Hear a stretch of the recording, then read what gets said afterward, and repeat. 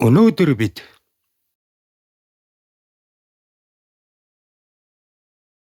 Библийг үзэж судлан тэр дундаа хамгийн чухал асуудал болох үхлийн тухай авч үзэх болно. Хүн үхээд газарт булагдах тухай тэрхүү оршуулгыг ярьж байгаа зүйл огтхон ч биш юм. Эрт дээр үед Эден цэцэрлэгт Бурхан хүн төрлөختний өв эцэг Адамд сайн мууг мэдүүлэгч модноос идэж болохгүй гэж тушаасан. Тэрээр хэлэхдээ түүнээс идсэн тэр өдөртөө л чи зайлшгүй үхнэ гэв. Чи зайлшгүй үхнэ. Адам жимсийг идсэн боловч үхээгүй. Тэр амьд үлдсэн.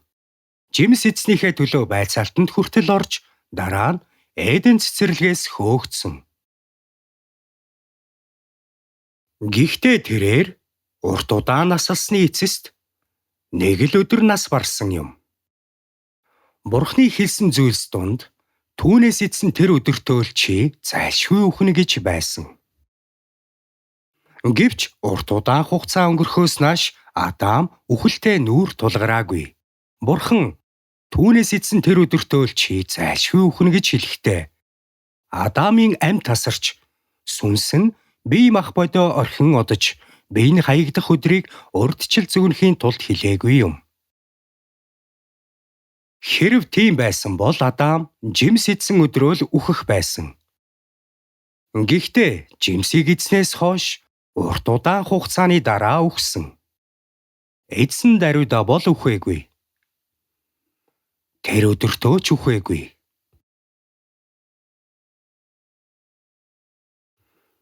Зарим хүмүүс Библийн үгсийг мушгин гуйлахыг оролдож, эзний хувьд нэг өдөр нь 1000 жил мэт, 1000 жил нь нэг өдөр мэт байдаг нь та нараас бүү нууцлагдаг гэсэн эшлэл рүү хандан Адам 1000 жилийн дотор үхсэн тул түүнийг тэр өдөртөө үхсэн гэж маргадаг. Тэд Библийн үгсийг ийм байдлаар гуйлдаг. Харин энэ нь түүнээс идсэн тэр өдөртөө л чи зайлшгүй үхнэ хэмээн Бурхны хэлсэн үхэл биш юм. Хамгийн ихэнд Адам жимсийг идсэн даруйдаа түүний зам байдал өөрчлөгдсөн. Сайн мууг мэдүүлэгч модны жимсийг идмэгцээ түүнд хэн нэгэн зааж өгөөгүй байхад инжир модны навцыг хооронд нь ойж бэлхэмж хийдэг. Адам дэлхийн хамгийн анхны загвар зохион бүтээгч юм. Тэр биеийн доод хэсгээ бэлхэмжээр халахлаад модон дунд нуугдсан. Бурхан Адамыг дуудахад би нүцгэн байсан учраас өөрийгөө нуусан юм гэж хариулдаг. Тэгтэл тэр чамайг нүцгэн гэж хэн чамд хэлсэн бэ? Бүү идгэж миний чамд тушаасан тэр модны жимснээс чи идээ юу гэхээр Эхлэл номын 3 дугаар бүлэгт гардаг. Сатан Еваг хуурам мэхэлж түүнд та нар түүнээс идсэн тэр өдөртөө л нүд чинь нээгдэн Бурхан шиг болж сайн мууг мэдэх болно гэдгийг Бурхан мэддэг билээ гэхэд тэр шунлаасаа болоод жимсийг идсэн. Үүний үр дүнг эрүүл ухаантай хүнд нэг аяга хүчтэй арх өгөхөд юу болдогтой харьцуулж болох юм. Нүдэнд нь тэр дороо цус хурж хэсэг хугацааны дараа царай нь баг зэрэг ягааран мэдрэмж нь өөрчлөгдөж болно. Мэдүүлэгч модны жимсийг идэхэд ямар байдгийг би мэдэхгүй. Гэхдээ ямар ч байсан Адам үүнийг идсэн тэр мөчид биеийн хэсэгт алдалсан бэлхэмж жимстэй ямар ч холбоогүй хэрнэ хүн арх уугаад цогтохороо ааш зан өөрчлөгддөг шиг түүний зам байдал өөрчлөгдсөн. Тиймээс Бурхан түүнээс чамайг нүцгэн гэж хэн чамд хэлсэн бэ? Бүү идгэж миний чамд тушаасан тэр модны жимснээс чи идээ юу гэж асуусан. Тэгэхэд Адам тэр дороо буцаж ирээд надтай хамт байлгахаар таны надад өгсөн тэр эмэгтэй надад тэр модны жимснээс өгсөн. Тэгээд би идсэн гих шалтак хэлдэг. Тэр цагаас хойш хүн төрлөختөн бүх зүйлд шалтак тооцох байдлыг өвлөн авсан. Тэр уруу татагдаад жимс идснээ хүлээн зөвшөөрч багч гисэн хариуцлага хүлээж болох л байсан. Харин оронд нь таны надад өгсөн эмэгтэй намайг идүүлсэн. Тэгээд би идсэн гэж хэлсэн юм. Дараа нь Бурхан Евагаас яагаад жимс идснийг нь асуулгүй харин чи яаж байгаа чинь энэ вэ? Чи яагаад ийм зүйл хийв гэж асуусан. Энэ нь Бурхан бидний анхны өвөг Адамд тушаал өгөх үед Ева байгаагүйгээс болсон юм. Түүний хаана байсныг нь би мэдэхгүй ч тэр Бурхны энэ тушаалыг хүлээж аваагүй. Зөвхөн Адам л энэ тушаалыг хүлээж авсан. Зарим нэг нь эрэгтэй эмэгтэй хүмүүс бол нэг бие гэж маргаж болох ч тэр үед энэ хамаагүй байв. Бурхан түүнээс эцэн тэр өдөртөө л та нар зайлшгүй үхнэ гэж олон тоон дээр хэлэлгүй. Түүнээс эцэн тэр өдөртөө л чи зайлшгүй үхнэ хэмээн нэг хүнд хандаж хэлсэн. Библийн тухай ярихад ганц болон олон тооны талаарх ойлголт тодорхой байх ёстой бөгөөд хувь хүнийг бүлэг хүмүүсээс ялгах ёстой. Тодорхой ялгаа байх ёстой юм. Библиэд эзэн Есүст итгэх түн чи болон гэрийнхэн чинь ч аврагдана гэсэн байдаг. Та өөрөөр хэлбэл чи гэсэн ганц тоон дээр мөн ертөнцөд ирэн хүн бүрийг гэгэрүүлдэг жинхэнэ гэрэл байв гэдг нь жинхэнэ гэрэл ирсэн болохыг хэлж байна. Бурхны гэрэл хүн төрлөختөн дээр туслаа. Энэхүү гэрэл нь хоёр хүн дээр биш, нэг айл дээр биш, харин хүн бүрийн дээр тусах гэрэл байсан гэж байна. Үүний адилаар Бурхан нэг хүнд буюу Адамд хэлэхдээ түүнээс эцэн тэр өдөртөө чи зайлшгүй үхнэ гэсэн. Тиймээс бид шинэ гэрээг уншихад нэг хүнээр ертөнцөд нүглэн. Нүглээр үхэл нь орж ирсэн байхад бүгд нүгэл үлдснээр үхэл нь бүх хүнд иржээ гэснийг олох болно. Энэ нь Адам гих нэг хүнээс болоод бүх хүмүүс нүгэлтэн болсон гэсэн үг юм. Үүний утгыг судалж үзэхэд Бурхан Адамд жимс идэхгүй байхыг тушаасан. Адамын мэдүүлэгч модыг сонирхож байсан эсхийг бид мэдэхгүй. Гэвч тэр үед маш ухаалаг, залтай сатан нэгэн могойтой хамт байжээ. Тэр могой Адамыг өргөтөв. Энд байгаа бид бүхэн дотроо могойны тухай бодох юм бол зүгээр л урт нарийн амьтны тухай боддог. Гэхдээ олон төрлийн могой байдаг. Бидний төсөөлж чадахгүй. Манай нийтлэг ойлголтоос давж гарах могойны хэлбэрүүд ч бий. Энэ могой ямар төрлийн могой байсныг би мэдэхгүй ч. Могойнуудыг хараагдахаас өмнө энэ могой оршиж байсан. Бурхан могойг харааж, чи хевлийгээрээ мөлхөж насан туршдаа тоос шороо идэх болно гэсэн. Могойг газраар мөлхдөг амьтан болгож өөрчилсөн юм. Харин тэр могой энэ хараалаас өмнө байсан аж.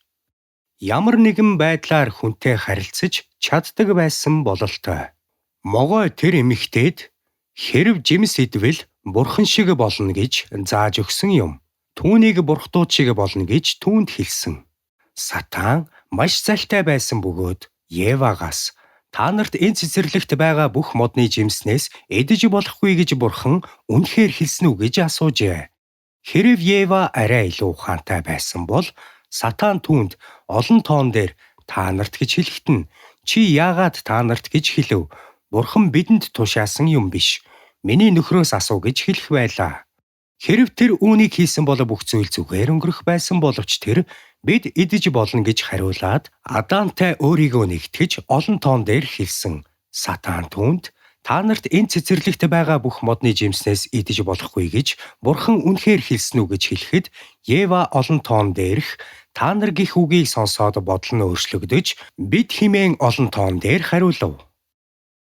Хэрв бид дуу чимээ тусгаарлагчгүй барилга дотор эсвэл ууланд чанга хашгирвал өөрсдийн дуу хоолойг цуурайтахыг сонсон. Энэ нь гарцаагүй бидний дуу хоолой байх боловч дуу чимээ нь өөрчлөгдөх болно. Могой Еваг өргөтөхөд Ева олон тоон дээр бид гэсэн утгаар бодсон нь могой түүнээс асуултаа олон тоон дээр тавьсан доршин. Та нарт энэ цэцэрлэгт байгаа бүх модны жимснээс идэж болохгүй гэж Бурхан үнэхээр хэлсэн үү? Могой түүнээс Бурхан үнэхээр та нар идэж болохгүй гэж хэлсэн үү гэж асуухад Ева Бурхан хизээж түүнд хандаж хэлээгүй гэж хариулсан бол үүгээр дуусах байсан. Хэрв Ева Бурханыг зөвхөн нөхөр Адамд хандаж хэлсэн бөгөөд энэ нь түүний мэдэх асуудал биш гэж хариулсан бол зүгээр өнгөрөх байлаа. Харин түүнээс та нар гэсэн асуулт асуухад тэр бид гэж хариулж, Бурхан та нар үхэн эсвэл Библийн зарим орчуулгад бичсэнчлэн та нар үхэхгүй тулд гэж хэлсэн мэт болгосон. Дараа нь Сатан түүнд та нар ерөөсөө үхэхгүй гэж итгүүлсэн. Иймд тэр эмэгтэй модны жимс нь хүнс болоход шинтэй, нүд булаан мэрэгэн ухаантай болгочихмоор харагдсанд тэр жимсийг идэжээ. Магадгүй амт нь үнэхээр таалагдсан, эсвэл энэ нь түүнийг үнэхээр аз жаргалтай болгосон байх. Ямар ч байсан дараа нөхөртөө өгсөн. Хэрэв би түүний нөхөр байсан бол яах байсан бол гэж боддог. Хэрэв нөхөр нь чи яагаад хориотой зүйл идчих вэ? Чи ид. Би идэхгүй гэж хэлсэн бол тэнд хайр байх байсан болов уу? Магадгүй тэр түүнийг хайрлаж, халамжилж, түүний гэсэн хайраа барьж дийлээгүй учраас тэр жимсийг аваад идсэн байх.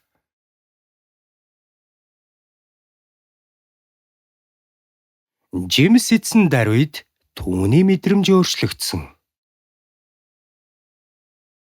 Тэрээр өөрийн хайрлах ёстой, өөрийг нь бүтээгч нэгнээс зайлсхийж эмээж эхэлсэн. Айдас нь түүнийг нуугдахад хүргэсэн бөгөөд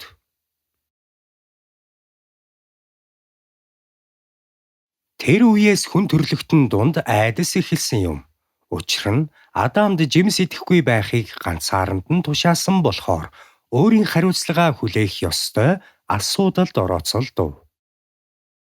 Бурхан Евагаас чи яаж байгаа чинь энэ вэ? Чи яаж байгаа чинь энэ вэ гэж асуусан нь Бурхан идэх ёсгүй гэсэн тушаалд чи ямар ч хамаагүй тийм үү гэж байна. Ийм учраас Библиэд гэм нүгэл нь Адам Ева хоёроор дамжин ирсэн гэж биш, харин зөвхөн Адамаар дамжсан гэж гардаг. Ева үүнд ямар ч хамаагүй. Ийм учраас Бурхан эмэгтэй хүний үр удам могоон дайсан болно гэж хэлсэн.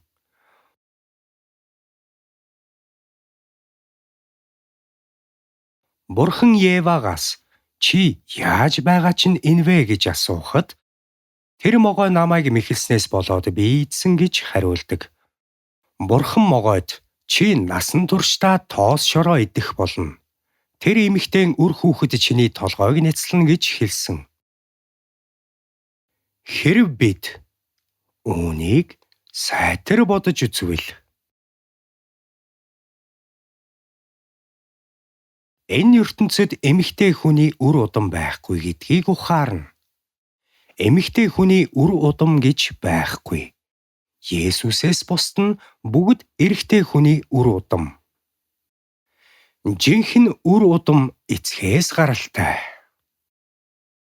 Гэвч Ева амлалт хүлээн авсан. Энд түүний үр хүүхэд гэсэн байна. Урт удаан хугацаа өнгөрсөний дараа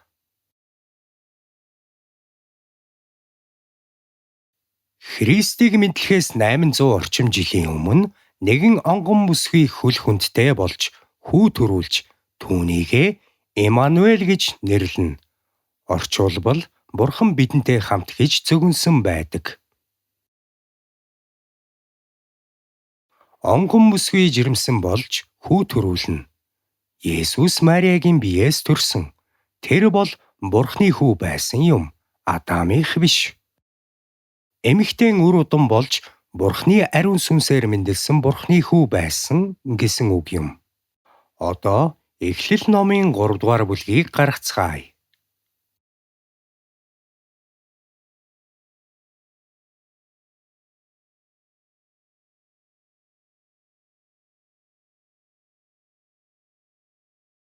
Эхлэл номын 3 дугаар бүлэг 1-р ишлэлээс эхлүүлээд уншаарай.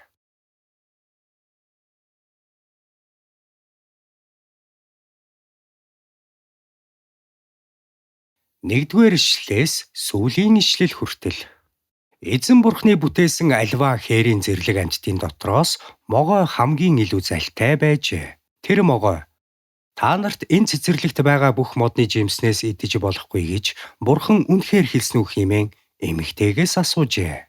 Тэр эмэгтэй могойд хандаж бид энэ цэцэрлэг дэх модны жимснээс идэж болно. Харин цэцэрлэгийн гол байгаа модны жимсний тухайд Бурхан та нар түүнээс бүү ид бас түүнд бүүхүр тэгвэл та нар үхнэ гэж айлцсан химээжээ. Тэр могоо эмэгтэйд та нар ерөөсөө үхэхгүй. Та нар түүнээс идсэн тэр өдөртөө л нүд чинь нээгдэн Бурхан шиг болж сайн мууг мэдэх болно гэдгийг Бурхан мэддэг билээ гэжээ. Тэгээд тэр модны жимсэнд хүнс болоход шинтэй, нүд булаам мэрэгэн ухаантай болгочмоор шунал хөдөлгөм сайхан харагдсан тул тэр эмэгтэй түүнээс авч идэжээ. Тэр бас өөртөөгөө хамт байсан нөхөртөө өгч тэр ч идэжээ. Тэгээд тэр хоёрын нүд нээгдэж хуйуулаа нүцгэн байгаагаа мэдээд энжир модны навцыг хооронд нь холбож өөрсдөдөө бэлхэмж хийжээ. Сэрүү ороход эзэн бурхны цэцэрлэг дундуур алхаж яваа чимээг сонсоод эр хүн их нэртэйгээ хуйвал эзэн бурхны оршихуйгаас цэцэрлэгийн модон дотор нь нуугджээ. Гэтэл эзэн бурхан хүнийг дуудаж чи хаана байна вэ гэсэнд тэрээр би таны дууг цэцэрлэг дотор сонсоод нүцгэн байсан учраас айж өөрийгөө нуусан юм гэж хэлв.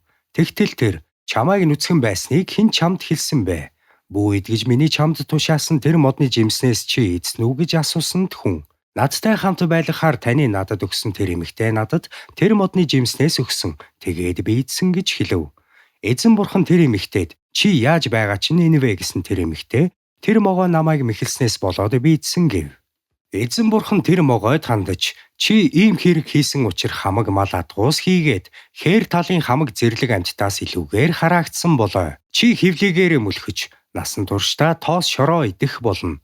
Би чамайг тэр эмэгтэйтэй өс хонзонтой бас чиний үр хүүхдийг тэр эмэгтэйн үр хүүхэдтэй өс хонзонтой болгох болно. Тэр эмэгтэйн үр хүүхэд чиний толгойг няцалж чи түүний өсгийг няцлах болно гэд бас эмэгтэйд би чиний жирэмсний зовлонг үлэмж ихсгэж чи их зовлонтойгоор хүүхэд төрүүлэх болно. Чи эр нөхрийг хүсэн мөрөөдөж эр нөхөр чинь чамайг захирна гэв.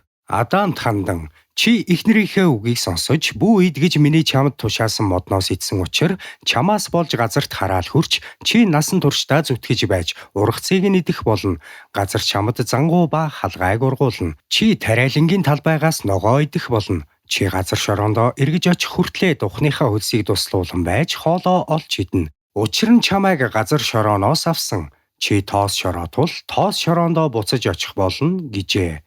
Хүн ихнэрээ Ева гэж нэрлэжээ. Учир нь тэр амьд бүхний их болсон ажээ. Эзэн бурхан Адам ба түүний эхнэрт зориулж арьсан дээл хийж өмсгөжээ. Эзэн бурхан үзэх түн энэ хүн одоо сайн мууг мэдэх талаараа бидний нэгэн адил болсон.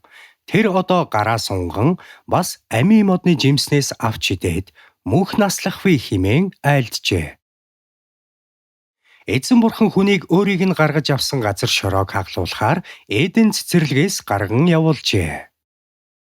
Тэгээд бурхан тэр хүнийг хөөж гаргаад амийн мод руу хөтлөх замыг хамгаалуулахаар Эден цэцэрлэгийн зүүн талд херувүүд болон зүг бүрд эргэлддэг галт элдийг байрлуулан тавьжээ.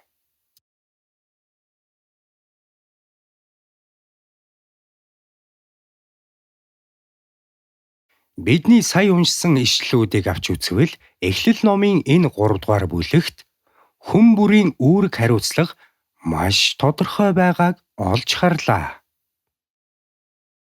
Бурхан Адам Ева хоёрт хандаж, дараа нь могойнд хандаж хэлдэг ба үүнээс тодорхой ялгааг харж болно. Түүний хэлсэн үг туйлын үнэн байв. Эхлэл номын 3 дугаар бүлгийн 1-р ишлэлд эзэн бурхны бүтээсэн альва хээрийн зэрлэг амьтдын дотроос могой хамгийн илүү залтай байжээ. Тэр могой та нарт энэ цэцэрлэгт байгаа бүх модны жимснээс идэж болохгүй гэж бурхан үнэхээр хэлсэн үү хэмээн эмэгтэйгээс асуужээ гэж өгүүлдэг. Могой Евагаас энэ асуултыг асуухад 2 дугаар ишлэлд тэр эмэгтэй могойд хандаж бид энэ цэцэрлэгдэх модны жимснээс идэж болно гэдэг. Энд эмэгтэй хүнээр дамжин хүн төрлөختөнд нүгэл орох боломжийн үүд хаалга аль хэдийн нээгдсэн байна. Учир нь Ева бид идэж болно гэж хэлсэнтэй холбоотой юм. Бурхан эрэгтэй хүнд тушаал өгөхдөө түүнийгээ бүлэг хүмүүст бус нэг л хүнд өгсөн билээ. Эхлэл номын 2 дугаар бүлгийн 15-аас 17 дугаар ишлэгийг анхааралтай уншина. Эхлэл номын 2 дугаар бүлэг 15-аас 17 дугаар ишлэл. Эзэн бурхан хүнийг авчирч Эден цэцэрлэгийг арчлуулан сахиулахаар тэнд суулгав. Тэгээд эзэн бурхан тэр хүнд тушаан чи энэ цэцэрлэгийн альч модны жимсийг идэж болно. Харин сайн мууг мэдүүлэгч модны жимснээс идэж болохгүй. Түүнээс идсэн тэр өдөртөө л чи зайлшгүй өхөн гэв. Одоо 15 дугаар ишлэлд эзэн бурхан хүнийг авчирч гэсэн буюу эрэгтэй эмэгтэй хүнийг хоёулан гинэ гэж бичээгүй байна. Бурхан зөвхөн Адамыг авчирч түүгээр Эден цэцэрлэгийг арчлуулан сахиулахаар тэнд суулгав. Бурхан түүнд бүрэн эрх мэдэл өгсөн. Дараа нь бурхан түүнд чи энэ цэцэрлэгийн альч модны жимсийг идэж болно гэж тушаасан. Энд тэрээр та нар гэж олон тоо ашиглаж юу эсвэл чи гэсэн ганц тоо ашигласан байна уу? Тэр ганц тоон дээрх чи гэдгийг ашигласан. Тэр Адам гэдэг ганц хүнд л хандаж хэлсэн. Чи идэж болно буюу өөрөөр хэлбэл хүснээр идэж болно гэсэн үг юм. Бурхан бас түүнд харин сайн мууг мэдүүлэгч модны жимснээс идэж болохгүй. Түүнээс идсэн тэр өдөртөө л чи зайлшгүй өхнө гэж хэлсэн. Бурхан Адам болон түүний эхнэр Еватай хамтд нь яриагүй. Тиймээс Эхлэл номын 3 дугаар бүлэгт могой Адам Ева хоёртой хоёулантай ярилцгаар ирэлгүй. Зөвхөн Еватай ярьсан. Тэр түүний сул талыг мэддэг байжээ. Сатан Еваг олзож түүнээс та нарт энэ цэцэрлэгт байгаа бүх модны жимснээс идэж болохгүй гэж бурхан үнэхээр хэлсэн үү гэж асуухад Ева бид идэж болно гэж хариулсан. Олон тоон дээрх та нар гэсэн ойлголтыг эмэгтэйн ухамсарт суулгах мөчид тэр олон тоон дээр хариулсан юм.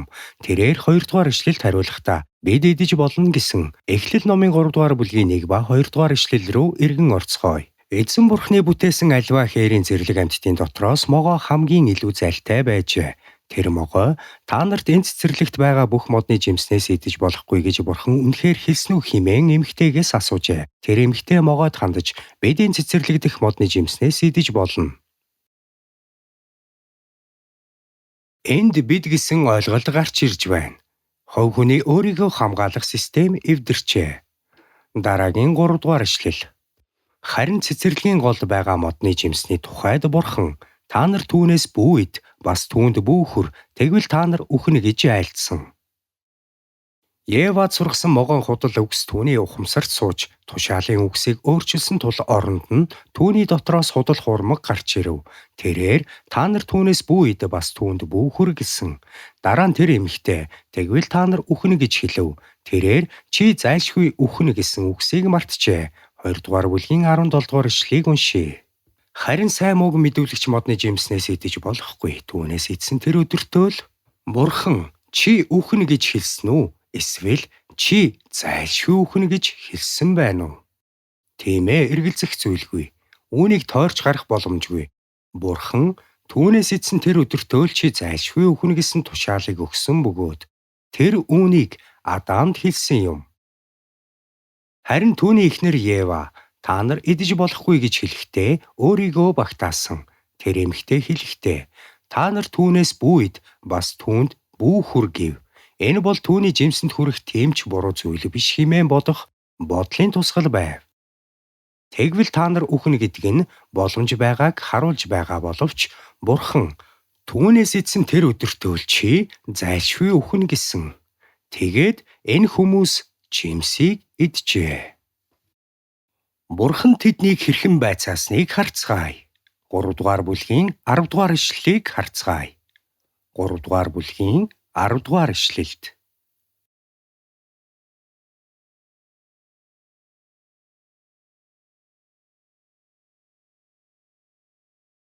Тэрээр би таны дууг цэцэрлэг дотор сонсоод нүцгэн байсан учраас айж өөрийгөө нуусан юм гэж хариулав. Энд гарцаагүй би гэж тодорхой бичсэн байна, тийм үү? Бид өөрсдийгөө нуусан гэж биш, би өөрийгөө нуусан гэж бичсэн байна. Өөрийгөө нуусан. 11-р ишлэлд. Тэгтэл тэр чамайг нүцгэн байсныг хэн чамд хэлсэн бэ? Бүү идгэж миний чамд тушаасан тэр модны жимснээс чи идсэн үү гэв. Бурхан Адамд хандан чи гэсэн. Түүний эдхийг хориглосон жимсийг идсэн эсхийг асуухдаа бүлэг хүмүүсээс асуугаагүй. Тэгвэл хариуцлагагүй асуулт байх байсан. Дараагийн 12 дугаар ишлэл. Хүн хариуд нь надтай хамт байлгахаар таны надад өгсөн тэр эмэгтэй надад тэр модны жимснээс өгсөн. Тэгээд би эзсэн гэж хэлв. Энэ бол хамгийн анхны шалтгаан юм. Надтай хамт байлгахаар таны надад өгсөн тэр эмэгтэй тэр л намайг идүүлсэн. Жохон хүүхдүүд ч гэсэн иймэрхүү шалтгаан хэлдэг нь бидний цуснд байдаг учраас билээ. Одоо 13 дугаар ишлэлд эзэн бурхан тэр эмэгтэйд чи яаж байгаа ч нэнвэ гэсэнд тэр эмэгтэй тэр могоо намайг мэхэлснээс болоод би эзсэн гэв. Бурхан эмэгтэйг цааш нь шахсангүй. Зүгээр л түүнээс чи яаж байгаа ч нэнвэ гэж асуусан. Бурхны харах өнцгөөс бол Адамтай гэрээ байгуулахдаа түүнээс эзэн тэр өдөртөө чи зайлшгүй үхнэ гэж хэлсэн. Хариуцлага Адам дээр байсан болохоор Ева үүнд оролцох хэрэг байсан уу? Бурхан хүн хоёрын хооронд Адам тэр жимсийг идвэл гарцаагүй үхнэ гэсэн гэрээ байсан юм. Ева энэ асуудалд оролцоогүй байсан хэрнээ тэр үүн рүү явж ороод Адамд жимс идүүлсэн. Тийм учраас Бурхан чи яаж байгаа чинь энэвэ гэсэн. Энд Бурхан хариуцлагыг Адамаас Евад өрүүлж болох байсан ч энэ нь дан ганц Адамын үүрэг байсан учраас тэгээгүй. Иймд Библиэд нэг хүнээр ертөнцид нүглэн ирсний адил нүглээр үхлэн ирсэн. Тиймээс бүгд нүгэл үлдсэн тул үхлэн бүх хүнд иржээ гэж гардаг. Адам гихч нэг хүнээс болж нүгэл ирсэн. Харин Ева тэр нүглийн хариуцлагыг хүлээн гэхээс илүү аимшигтай хувь тавилантай тулгарсан. Эмэгтэй хүний хувьд хүлээх үүрэг хариуцлага нь зовлонтойгоор хүүхэд төрүүлэх байх болно. Тэгээд насан туршдаа эр нөхрөө халамжлах ёстой. Гэхдээ бид түүхийн урт удаан он жилүүдийг судалж Бурханаас сонгогдсон Израилийн ард түмнийг авч үзвэл Хосеа номыг анхааралтай уншвал Бурхан энэ үндэстнийг өөрийн эхнэр гэж тодорхойлсон байдаг. Израилийн түүхэн дэх удаан үргэлжилсэн төрөлтийн өвдөлт бол Христийн мэндэлсэн түүх юм. Бурхны амлалтыг хүлээн авсан үндэстэн Христийг мэдлэхэд хүргэсэн. Үүгээр зогсохгүй тэднийг Бурхны үгийг дагалгүй уруух үед Бурхан тэдэнд нэгэн онгон бүсгий хөл хүндтэй болж хүү төрүүлж түүнийгээ Имануэль гэж нэрлэнэ гэж амласан билээ. Эрэгтэй хүнтэй хизээж холбогдож байгаагүй эмэгтэйгээс нэг хүн төрнө гэж Библиэд гардаг бөгөөд Есүс инхүү мэндэлжээ. Тиймээс нүгэл нь Адам гих хүнээр дамжин энэ ертөнцөд ирсэн. Харин идүүгээ Бурхан хүн төрлөختний гим нүглийг үүрэх Бурхны цорын ганц хүү Есүсээр дамжуулан ертөнцийн бүх гим нүгэл уучлагдах замыг нээж өгсөн. Тиймээс бидэнд Эхлэл номын 3 дугаар бүлгийг унших бүрт Бурхан өөрийн гүн гүнзгий арга барил хуйлуудаараа дамжуулан хүн төрлөختний гим нүглийг уучлах энэхүү замыг хэрхэн нээсэн тухай эргцүүлэх боломж гардаг. Дараа нь хэрэв тэр цаг үеийн Адамын үхлийг авч үзвэл Бурхны нүдээр Адамын сүнс аль хэдийн үхсэн байсан. Тэр яаж үхсэн байх боломжтой вэ? Үүнийг яаж тайлбарлаж болох вэ? Энд гар утастай хүн байна уу? Үгүй юу. Үүнийг жишээ болгон ашиглая. Гар утсыг үйлдвэрлээд тестэлж үздэг. Дуу дамжуулж байна уу? Үгүй юу. Хиймэл дагуултай холбогдож байна уу? Эсвэл үгүй юу. Мөн доголдол байгаа эсхийг шалгадаг. Бүтээгдэхүүн болгож худалдаалахаас өмнө сайтар тестэлж үзнэ. Хэдийгээр тэр утас хэн нэгний дуу хоолойг дамжуулж зориултын гэсэн бүх зүйлийг гүйцэтгэх чадамжтай байх боловч өөрийн эзэндээ очих хүртэл үхмэл хэвээр байх болно. Хэн нэгэн үүнийг худалдаж авахар мөнгө төлөх үед энэ нь тэр хүний өмч болж утасны дугаар холбосон өдрөөс эхлээд тэр утас ам орж харилцаа холбоо үүсгэж чадна. Гэвч эзэн төлбөрөө төлөхгүй эсвэл өөр ямар нэг асуудал гарвал утас унтарна. Гар утас бол эвдрээгүй. Хэдийгээр утас амтай ч гэсэн холбогдож чадахгүй учраас үхмэл гэсэн үг юм. Хүн төрлөختний тухайд гэвэл Бурхны бий болгосон бүгд нэн сайн болсныг Бурхан харлаа. Хүнийг бүтээсний дараа Бурханд ихэд тааламжтай байв. Тэр аз жаргал баяр баясгалаар дүүрэн байлаа. Түүний бүтээл бүрт эдгээр нь сайн болсныг Бурхан харлаа гэж хэлдэг. Гэвч хүнийг бий болгосны дараа нэн сайн болсныг олж хардаг. Гэвч энэ хүн үхэхийн төлөө ирсэн буюу цогцос болсондоо биш, харин Бурхантай харилцах сүнсний харилцаа тасарснаас болсон. Тэр Бурханаас айдаг болов. Тиймээс Бурханы нүдээр түүний сүнс үхсэн. Энэ бол Есүс үхэхсдэд амь хайрлахаар энэ ертөнцид ирсэн шалтгаан юм. Яагаад тэр вэ? Бурхан тэнгэр газрыг бүтээхдээ гүдгэрийн доор хусыг дээрх хуснаас тусгаарлсан. Бид үүнийг Эхлэл номын 1-р бүлгээс уншиж болно. Эхний өдрийн хувьд Библиэд тэгэхэд Бурхан гэрэл бий болтугай гэж айлцсанд гэрэл бий болов.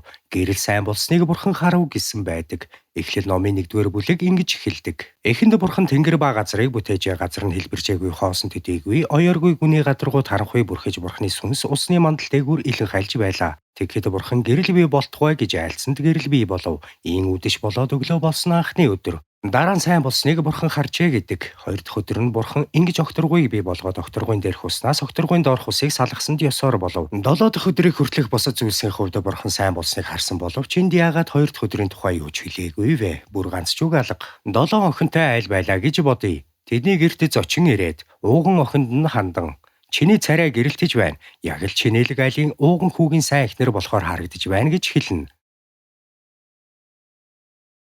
Харин зочин удаах охиныг нь хараад сайн эсвэл муу юм юу ч хэлэлгүй амаа жимийгээд өөдөөс нь харна. 3 дахь охиныг нь хараад ямар хөөрхөн юм бэ гэж хэлнэ. 4 дахь охин руу хараад маш үзэсгэлэнтэй харагдаж байна гин. Хэрэв тэр хүн бусад бүх охтуудыг магтвал 2 дахь охин гомдохгүй гэж юу? Гомдох уу эсвэл гомдохгүй юу? Мэдээж тэр гомдно. Тэр үнэхээр их гомдох болно. Тэгэхээр хэрэв хэн нэгэн бусдыг магтаж тэднийг хөөрхөн эсвэл үзэсгэлэнтэй, гайхалтай гэж хэлээд харин 2 дахь охины талаар юу ч хэлээгүй бол тэр охин гомдоно, тийм үү? Энэ тохиолдолд хэрэв Бурхан Адамыг бүтээх хүртлээр үнэхээр сэтгэл хангалуун байсан бол 2 дахь өдрийн талаар ямар ч тайлбар байхгүй байгаагийн шалтгаан юу вэ? Бурхан мартамхай байсан гэж юу? Энэ тухай бодоцгооё. Эхлэл номын 1-р бүлгийн 6-аас 8 дугаар ишлэл хүртэл уншийе.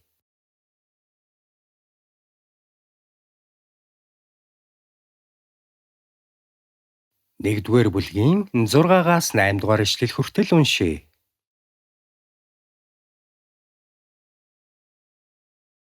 Бурхан усны дундуур окторгуй байж, энхүү усыг уснаас салгатгай гэж айлдав. Бурхан ингэж окторгуйг бий болгоод, окторгуйн дээрх уснаас окторгуйн доорх усыг салгасанд ёсоор болов. Бурхан окторгуйг тэнгэр гэж нэрлэжээ. Үдэш болоод өглөө болсон нь 2 дахь өдөр. Энэ нь Бурхан сэтгэл хангалуун байсан гэсэн үг үү? Эсвэл үгүй юу? Энд муу байсан ч гэж хэлээгүй байна, тийм үү? Бурхан окторгуйг бүтээсэн. Сатан тэнд оршин суухаар ирсэн юм. Сатан эрт дээр үед Бурханы бүтээлийн үеэс ч өмнө Бурханы орших ариун газарт нэгэн тэнгэрэлч Бурханы байр суурьнд нүд унагсан ажээ. Тэрээр Бурханы сэнтийд шунсан тул хөөгдсөн байна.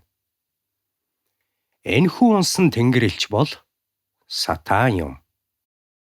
Тэр хөөгдөөд энэ газрыг буюу окторгуйг эзэлсэн аж. Тийм учраас Бурхан Адамд энэ цэвэр ариун, үзэсгэлэнтэй газар болох Эден цэцэрлэгийг манах, хамгаалах эрх мэдлийг өгчээ. Бурхан түүнд үүнийг харж хамгаал гэж хэлсэн нь тэнд хулгайч байна гэсэн үг юм. Хэрэв ямар ч хулгайч эсвэл өөр ямар нэгэн зүйл байхгүй байсан бол түлхүүр юм уу? Манаачин хэрэг юусан билээ?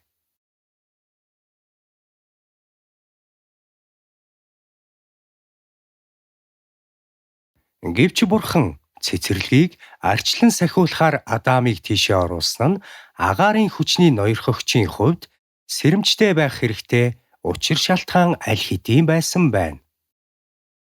Иймд Бурхан энэ өдөр баяртай байгаагүй. Бурхан ой санамж тааруугаас энд аз жаргалгүй байсан юм биш. Библиэд хүн нүгэл үйлдэхээс ч өмнө Бурхан түүнээс идсэн тэр өдөртөө л чи зайлшгүй үхнэ гэж хэлсэн байдаг. Харин жимс идснийхээ дараа тэр Бурханаас нүур буруулж нуугдсан. Энэ бол үхсэн хүний гаргах зан авир юм. Энэ хуудсыг барингаа шинэ гэрээ гаргая. Эфес номын 2 дугаар бүлэг.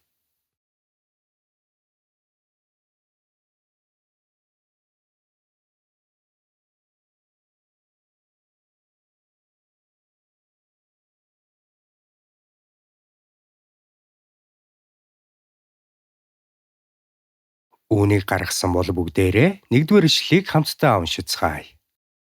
Та нар алдаа зөрчил, нүглийнхээ учир үхсэн байсан.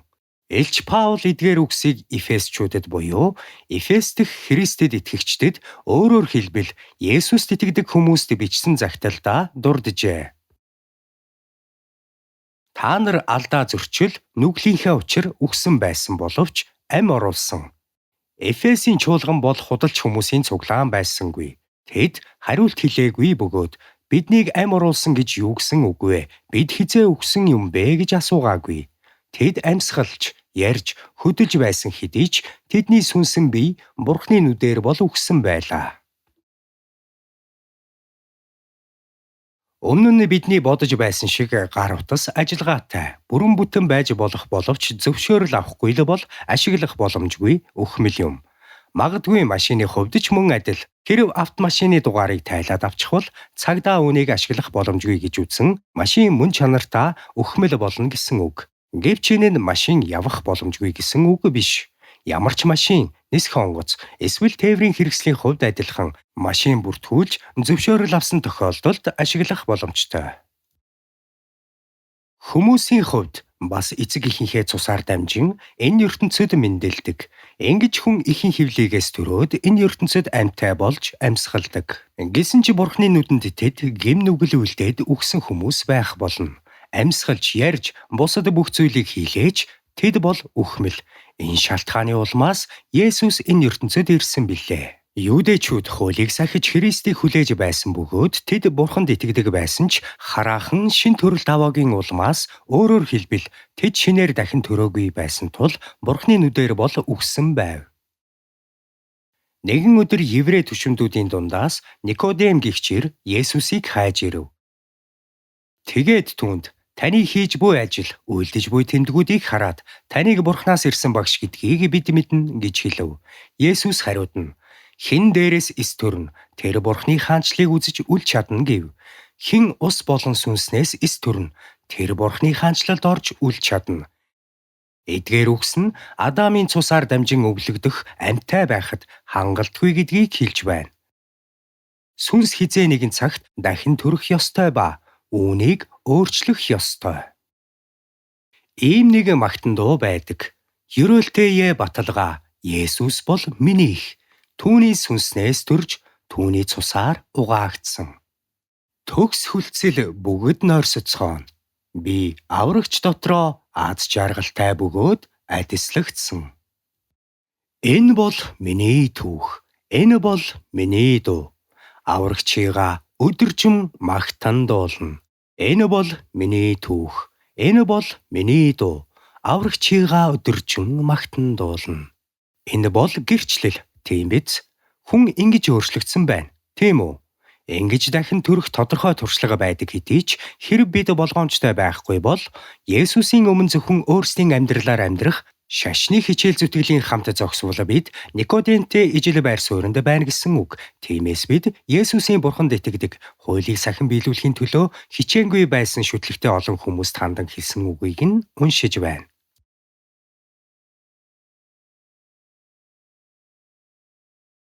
Эфес номонд хавчуурга үлдээгээд Иохан номын 5 дугаар бүлгийг гаргацгаая.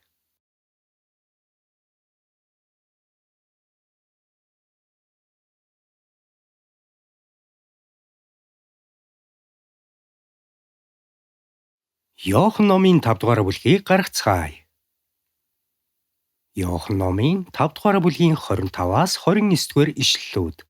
Бүгдээрээ хамтдаа чангаар уншицгаая. Үннээр би та нарт хэлье. Үхэгсэд Бурхны хүүгийн дууг сонсох цаг ирж байгаа бөгөөд одоо ирчгээд байна. Сонссон амьлах болно. Эцэгт өөрт нь ам байдгийн адил мөн хүүд өөрт нь ам байлгахыг хүүдээ тэр сойрхжээ. Тэр бол хүний хүү тул шүүлтийг гүйцэтгэх эрх мэдлийг тэр түүнд өгөв. Үүнд бүү гайхах түн. Учир нь булшинд байгчид бүгдээрээ түүний дууг сонсон гарч ирэх цаг ирж байна. Сайныг үйлсэн нь амийн амьлалт, муу мухайг үйлсэн нь ялын амьлалт байх болно. Энэ хэсгийн 25 дугаар ишлэлд үннээр би та нарт хэлье. Үхэгсэд Бурхны хүүгийн дууг сонсох цаг ирж байгаа бөгөөд одоо ирчгээд байна. Сонссон нь амьдах болно. Орчин үеийн шинжлэх ухаан эсвэл орчин үеийн антропологч, биологч эсвэл иймэрхүү хүмүүсийн хувьд эдгээр үгс нь ямар ч утгагүй юм. Зүгээр л боломжгүй зүйл. Хүн нас барахад тархин өвчиж, сонсгох эрхтний мэдрэл нь ажиллахаа болдог. Тэгэхээр үгсэн хүн яаж дуу хоолой сонсох билээ? Библиэд тодорхой бичсэн байдаг. Библиэд харин төрлөх хүн Бурхны сүнсний зүйлсийг хүлээж авдаггүй. Учир нь тийм хүнд эдгээр нь муухаг явдал бөгөөд эдгээрийг ойлгож чадахгүй. Яагаад гэвэл эдгээр нь сүнслэгээр үзэгддэг гэж өгүүлдэг. 1-р Коринт номонд ингэж бичсэн байдаг. Энэ үднээс Есүс хэлэхдээ үннээр би та нарт хэлье. Үхэгсэд цаг ирж байгаа бөгөөд одоо ирчгээд байна.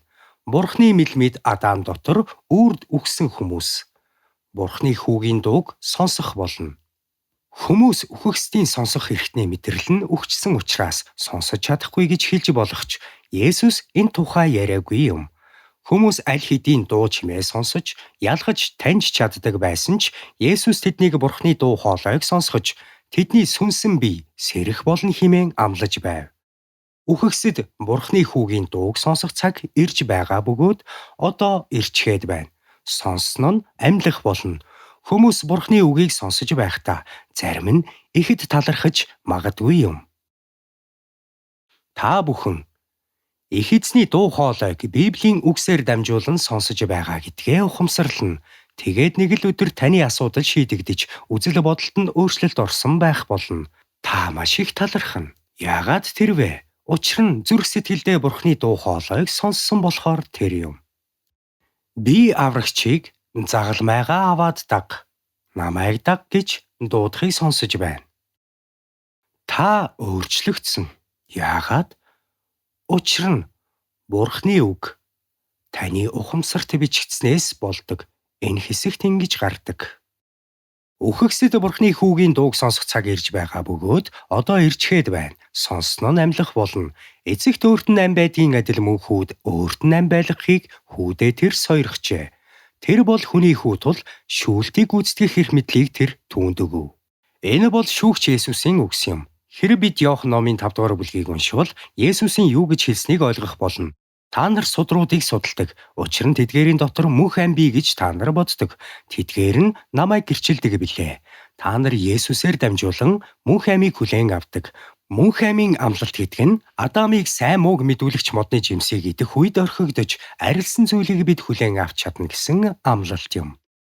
Тиймээс бид Иохан номын 5 дугаар бүлгийг дуустал нь уншвал бидэнд өгөгдсөн тэр үгсийг олох болно. Есүс юудэчүүдэд хандан "Хэрэв та нар Мосед итгэсэн юм бол надад итгэх байсан. Учир нь тэр миний тухай бичсэн юм" гэж хэлсэн. Энэ нь хэрэв Мосед итгэдэг юудэчүүд Есүсийн үгэнд итгэсэн бол тэд мөнх амийг олж авахын тулд энэ ертөнцид амьдарч байгаагаа мэдэх байсан гэсэн үг юм. Энэ бол Есүсийн зогсож байсан зам. Нэг хүнээр Адамаар дамжин энэ ертөнцид ирсэн гэм нүгэл одоо сүүлчийн Адам болох Есүсээр дамжин амийг олж авах зам нэглээ гэж Есүс хэлсэн. Дараа нь Эфес номын 2 дугаар бүлэг рүү буцъя.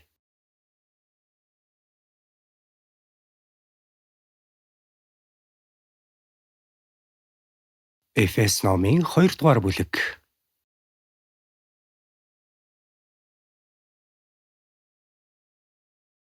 Хоёрдугаар бүлгийн 1-р ишлэл.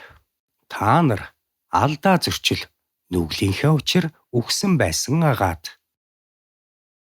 Тийм амьдарч байхдаа энэ ертөнцийн замнал ба агаарын хүчний ноёр хогч дуулгаргүй хүүгүүдийн дотор ажиллагч тэр сүнсийг дагдаг байв.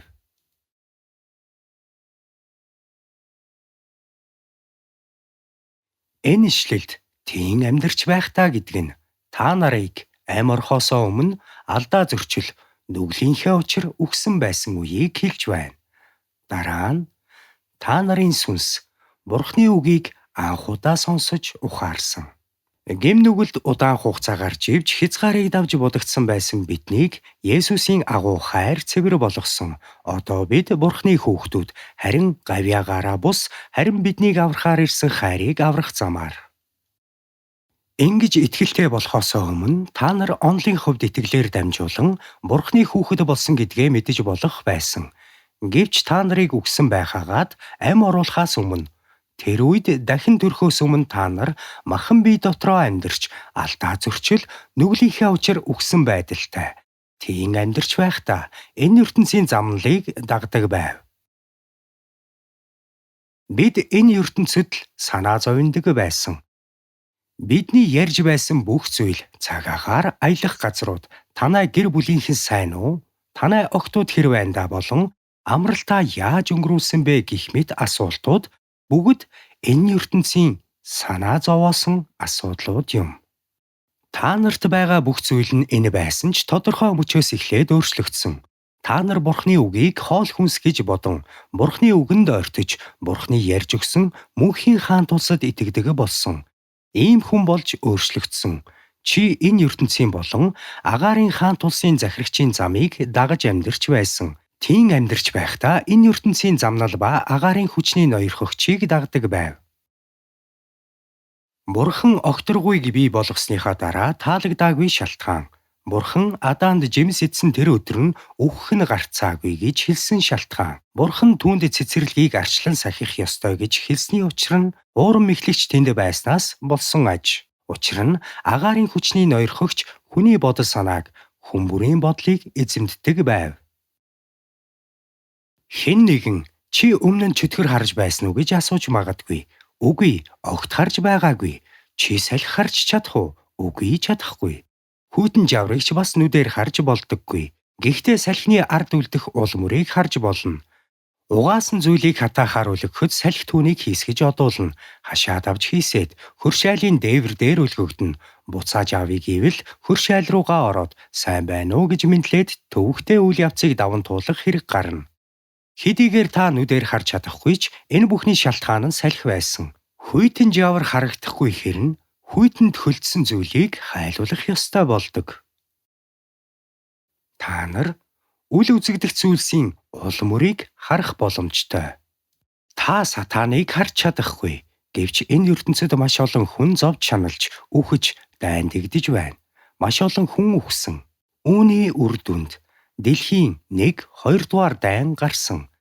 Харин үүнээс өмнө ямар байсан бэ? Энэ ертөнцид хэдэн дайн гарч байв. Каинаас хойш, Адамын үр удам Каины цаг үеэс хойш энэ ертөнцийн гадаргуу дээр хичнээн олон алан хятах тулаан болж байсан бэ. Чөтгөрийн оролцоогүйгээр ийм зүйл тохиолдож болох уу? Хэрэв сатан оршдоггүй байсан бол ийм юм тохиолдох байсан уу? Чөтгөр бол хүмүүстэй маш найрсаг, дотно гэмгүй мэт харагддаг. Чөтгөр хүний сүнсэн биеийг өргөтгөхөөр чимээгүйхэн гараа сунгадаг. Гаднаасаа чөтгөр ямар хөөрхөн харагддаг гэдгийг та нар мэдэх үү? Би нэг түүх ярьж өгье. Эрт дээр үед Израилийн ард түмний дунд туйлын их хүч чадалтай нэг хүн байжээ. Тэр их хүч чадалтай хүн бэртэгчин эмэгтэйд дурлсан аж. Түүний нэрийг хадагтай Делила гэдэг байв. Харин түүний нөхрийг энэ эрэгтэйг ноён Самсон. Делила Самсныг өргөтөж чаддаг байсан болохоор үсийг нь тайрч энэ нь түүнийг эцэстээ сүрхэд хүргэсэн юм. Хэрэв тэр эмэгтэй урт соёотой, урт хумстай Самсон дээр очиод би чамайг буулгаж авах болно гэж хэлсэн бол түүнийг дэвсэж орхиод үхэх байсан. Гэвч Самсныг өргөцсөн энэ эмэгтэй түүний нүдэнд Бурхны хамгийн үзэсгэлэнтэй бүтээлүүдийн нэг мэт харагддаг байв. Самсон түүнд ухаангүй дурлсан байжээ. Энэ нь чөтгөр үнэхээр ийм үзэсгэлэнтэй байж болохыг харуулж байна. Сатан нь заавал ямар нэгэн соёотой амьтан эсвэл иймэрхүү аимшигтай байх албагүй. Түүнд эвэр эсвэл төстэй зүйл байхгүй. Сатан бүх хүн төрлөختний оюун санааг эзэмдэж, эдгээр хуурамч сургаалуудыг бий болгож, хүмүүсийг там руу хөтлөх хуурамч замаар оруулдаг. Тийм учраас хүмүүс ийм нэгэн магтан дуу дуулдаг. Одоо надад үхлийн хүндийд гэрэл байна. Есүс миний зүрх сэтгэлд ирсэн цагаас хойш. Тэд Есүс Христийн гэрлийг хүлээн авсан учраас бүрэн мөсөн өөрчлөгддөг. Эфес номын 2 дугаар бүлгийн 1-2 дугаар ишлэлүүдийг хамтдаа дахин уншийе. Та нар алдаа зөрчил, нүглийнхээ учир үхсэн байсан агаад тийм амьдарч байхдаа энэ ертөнцийн замнал ба агаарын хүчний ноёр хогч, дуулуургүй хүүгүүдийн дотор ажиллагч тэр сүнсийг дагдаг байв. Учир нь тэрээр ертөнцийг бүхэлд нь өрхөндөө оруулж, ертөнцийн бүх хүмүүсийн зүрх сэтгэлийг ангуучилж байдаг билээ. Чи хичнээн зөвхт эсвэл сайн байсан ч Бурхны нүдээр бол чиний өөрийгөө бүрхэх ёс суртахуун, сургаал эсвэл хуйлууд чамайг Бурхнаас холдуулжээ. Энэ нь яг л нарыг халахлах хар үйл мэт учраас хичээгээд ч үүнийг харж чадахгүй.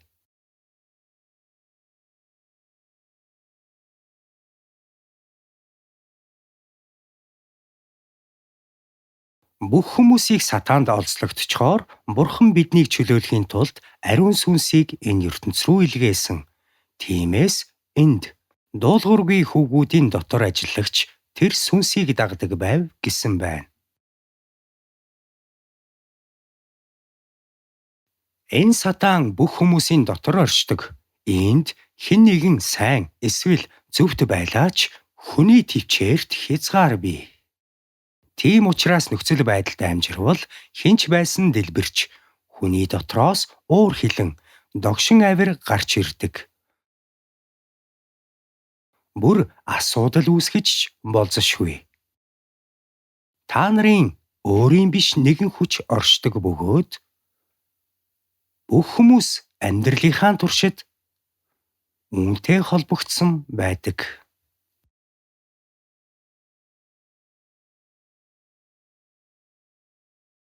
Дараа нь 3 дугаар ишлэл. Эфесийн чуулганы хүмүүст тодорхой өөрчлөлт гарсан.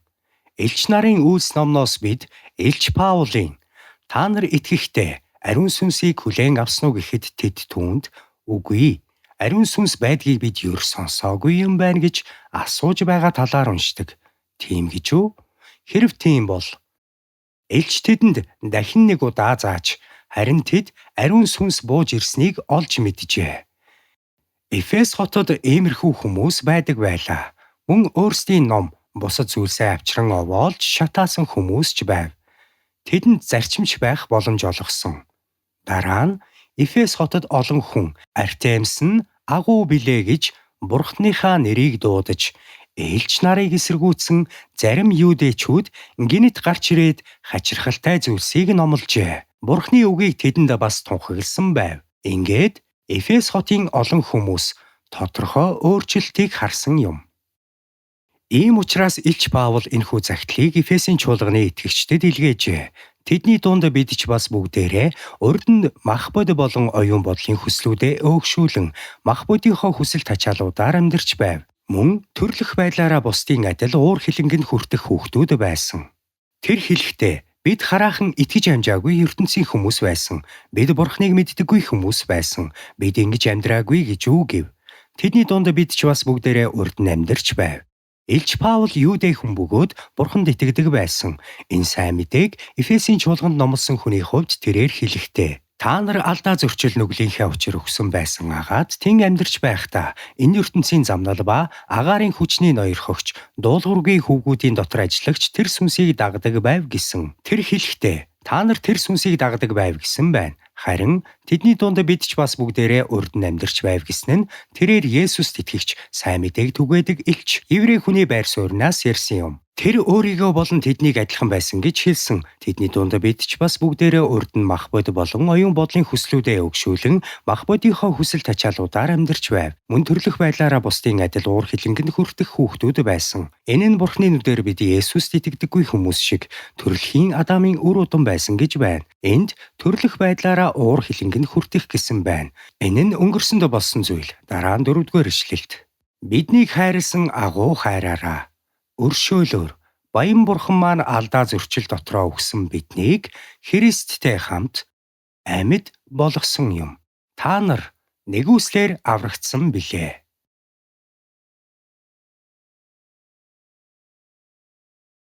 Энэ нь бид аврагдах болно гэсэн үг биш, харин бид аврагдсан гэсэн утгатай. Хэрэв та нар энэ үгэнд итгэж чадахгүй эргэлзээ төрж авралын тухай яаж ийм амархан ярьж чадаж байна гэж гайхсан хэвээр байгаа бол энэ сэтгэлгээ нь шашинд үнэнч байдлаас урган гардаг аж. Энэ бол аврагдсан хэрнээ зүрх сэтгэлд нь талархал байхгүй хүний шинж. Яагаад тэр вэ? Учир нь тэр хүнийг аварсан сүнс түүний зүрх сэтгэлд биелэлээ олоогүйд байгаа юм. Ийм нэг магтан дуу байдаг. Энэхүү итгэлийг аврах явдал надад хэрхэн заяасныг би мэдэхгүй. Түүний үгэнд итгэх нь миний зүрх сэтгэлд амар амгаланг бий болгосон. Авралыг хүлээн авахаас өмнөх болон авралыг хүлээн авсан цагаас хойших хугацааны хооронд тодорхой ялгаа байх ёстой. Та нар нэгүслэр аврагдсан гэдэг нь жирийн үгс биш юм. Хизээ нэгэн өдөр шүүхийн өмнө энэ нь жишг үгс байх болно. Мөн Бурхны нэгүслийн ачаар одоо би олон авралтай болсон. Эзний нэгүсэл маш үнцэнтэй. Намайг усны урсгал авч одлоо гэж бодъё. Хүчтэй урсгал. Тэгтэл нэг эрхмийг дэрэгдүр өнгөрч явхад нь би туслаарай, надад туслаач гэж орилно. Тэгээд тэр хүн хүрмээ тайлаад гараа сунхыг оролдох боловч хүрч чадахгүй тул хувцас аваад хооронд нь уйж олс болгоно. Түүгээр үл барам өндөө орохын тулд тайлах хэрэг гарна. Тэр над руу олс шидээд намайг өөр лүгээ татна. Дараа нь би энэ хүн дээр очиод хувцсных нь үнийг төлөе гэх үү, тэгж хэлэх үү. Би нэгүсэл хүлээж авсан шүү дээ. Би түүний нэгүслийг өмссөн тийм үү? Тэр хүн намайг татаж гаргахын тулд бүх хүчээ дайчилж намайг аварсан. Тиймээс сэтгэлдээ би энэ хүний нэгүсэл талархах хүртээ гэж санагдах болно. Миний бие махбод аврагдсанд би талархах болно. Тэгэхээр би нүгэл дунд живж, Адамаар дамжин өвлөгдсөн гэм нүглээс болоод нүгэлтний амьдралаар амьдарч байсан хэдий ч Бурхны хүү эзэн Есүс энэ ертөнцөд ирж миний нүглийн төлөө загалмай дээр цусаа урсгасан. Тэр энэ өвдөлтийг амссан. Намайг аврахын тулд асар их хүн төлж, над дээр нэгүслээ асгасан энэ хүний хайрын тухай бодохоор Есүс үхэхдээ миний нүглийг үүрсэн гэдгийг би ойлгож ухаардаг. Би түүнтэй хамт оршуулгдсан бөгөөд тэр миний зөвхт байдлын төлөө амьдсан.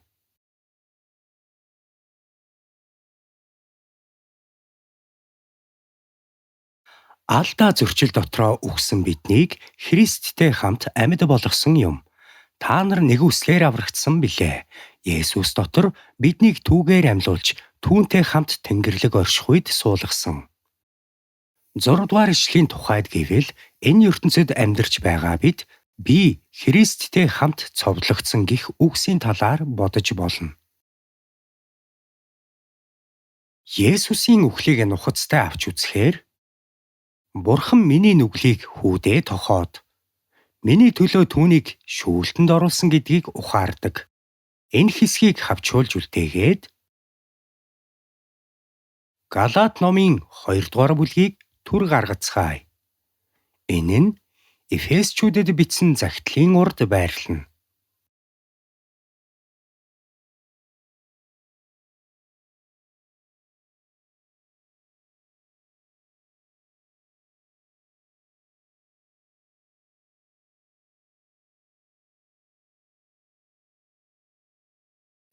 Галаат номын 2 дугаар бүлэг.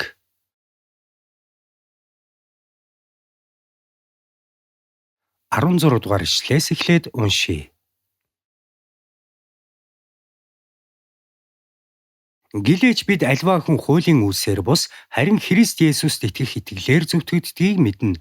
Тиймээс бид хуулийн үлсээр бус харин Христэд итгэх итгэлээр зөвтгөгдөхийн тулд Христ Есүст итгэсэн шүү дээ. Яагаад гэвэл хуулийн үлсээр зөвтгөгдөх мах бод гэж үгүй. Хуулийн үүднээс чи хичнээн зөвхт байсан ч тэр зөвхт байдал нь хуулийн багш нар болон фарисеучуудынхаас илүү байж чадахгүй. Есүс юудэчүүдэд хандан та нарын зөвхт байдал фарисеучуд болон хуулийн багш нарынхаас илүү гарахгүй л бол та нар Тэнгэрийн хаанчлалд яавч орохгүй гэж хэлсэн байдаг. Эдгээр үгсийг авч үзье.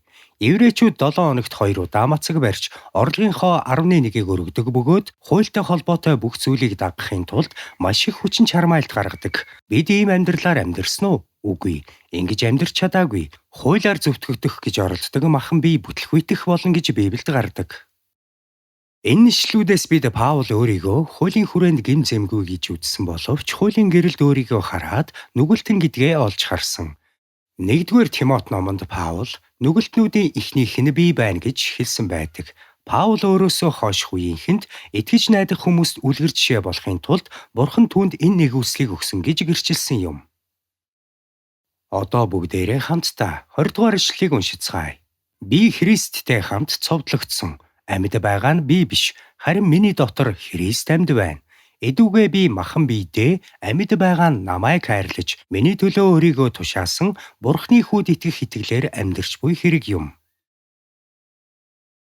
Энд Паул Христийн ба өөрийн үхлийг нэгтгэсэн байна. Би Христтэй хамт цовдлогдсон. Амьд байгаа нь би биш, харин миний дотор Христ амьд байна. Адамаас гим нүгэл өвлөж аваад нүгэлтний амьдралаар амьдарч ирсэн хүн Есүсийн үхлийг бодохдоо Есүс үнэхээр түүний гим нүглээс болж үхснийг хардаг. Есүс миний нүглийн төлөө миний оронд золиослогдсон. Хүн энэ бүхнийг олж мэдээд үүнд итгэх үед нэгүслэр аврагддаг. Есүс нь Бурхны зуучлагчийн үргийг гүйцэтгэж, Бурхны өмнө тэргүүн тахилж байхын тулд Бурхны сэнтийн баруун гар талд заларч, дээш өргөгдсөн болохыг ч тэр хүн мэддэг. Христ миний гим нүглийг өмгөөлдөг нэгэн мэт өндөрт оршдог. 1-р Иохан номонд бид өмгөөлөгчтэй агаад тэр бол Есүс Христ гэж гардаг. Тэрээр миний өмгөөлөгчийн үргийг гүйцэтгэх нэгний хуваар тэнд оршдог. Тэгээд би Есүстэй хамт үхээд Есүсийг амьлах үед би түүнд нь багтаж миний амь аврагдсан. Есүс Бурхны баруун гар талд сууж байна. Тэгэхээр миний бие махбод энэ ертөнцид амьдарч энэ ертөнцид орших боловч хэрэв би үннээр итгэвэл миний амь үнэндээ Бурханд нууцлагдсан байна. Тийм учраас Есүс дотор биднийг түүгээр амьлуулж түүнтэй хамт Тэнгэрлэг оршихуйд суулгасан гэж байгаа нь биднийг тийшээ явах ёстой гэсэн үг юм. Хэрэв та нарыг үннээр итгэвэл та бүхэнд үүнийг амласан байна. Дараа нь Есүс дотор биднийг түүгээр амьлуулж гэдэг нь 6 дугаар ишлэл, Эфес номын 2 дугаар бүлгийн 6 дугаар ишлэл. Түүнтэй хамт Тэнгэрлэг оршихуйд суулгасан. Есүс шавнартаа гисэн хидийж сүнснүүд эргшээлт чинь орсон гэдэгт та нар бүү баярл, харин нэрс чинь тэнгэрт бичигдсэн гэдэгт баярлагтун гэв. Ийм магтан дуу байдаг. Нэгүсэлд бичигдсэн нэгэн шин нэр байна. Тэр нь миний нэр юм. Яагаад ийм үгс бичигдэж, яагаад аянд оруулж, миний амаар дуулагдах болсон талаар чимээгүйхэн бодох үед энэ үгсийг өөр улсын хүн бичсэн байлаач тэр хүн та нарынхтай адил гэрчлэлтэй болохыг ойлгоно. Энэ нь хэрэв та нар үннээр итгэсэн бол адил гэрчлэлтэй байна гэсэн үг юм. ертөнц даяар адилхан байх болно. Бурхан Адамыг хөөж гаргасны дараа хүн төрлөختнийг их үерийн дараа тарж бутрахаас сэргийлэхийн тулд хүмүүс Бабелийн цамхгийг босгосон. Тэд үүнийг тэнгэрт тулсан өндөр барих гэж оролдсон боловч Бурхан тэдний хөлийг бодлуулдаг. Хүн төрлөختний хил холилдсны дараа ариун сүнсийг бууж ирэхэд эдгээр холилдсон хилнүүд нэг болсон. Энэ нь бид аль улсын иргэн байхаас үл хамааран адил гэрчлэлтэй гэсэн үг юм. Энэ дуу ямар ч марш дуунаас илүү эрч хүч өгөх нь лавтай. Учир нь энэ үг тухайн хүн хаашаа явж байгаа баталгааг илэрхийлдэг. Дараа нь Филиппой номын 3 дугаар бүлгийн 20 дугаар ишлэлээс 4 дугаар бүлгийн 3 дугаар ишлэл хүртэл уншъя. Эхлээд энэ хэсгийг уншицгаах уу? Филиппой 3 дугаар бүлгийн 20 дугаар ишлэлээс 4 дугаар бүлгийн 3 дугаар ишлэл хүртэл.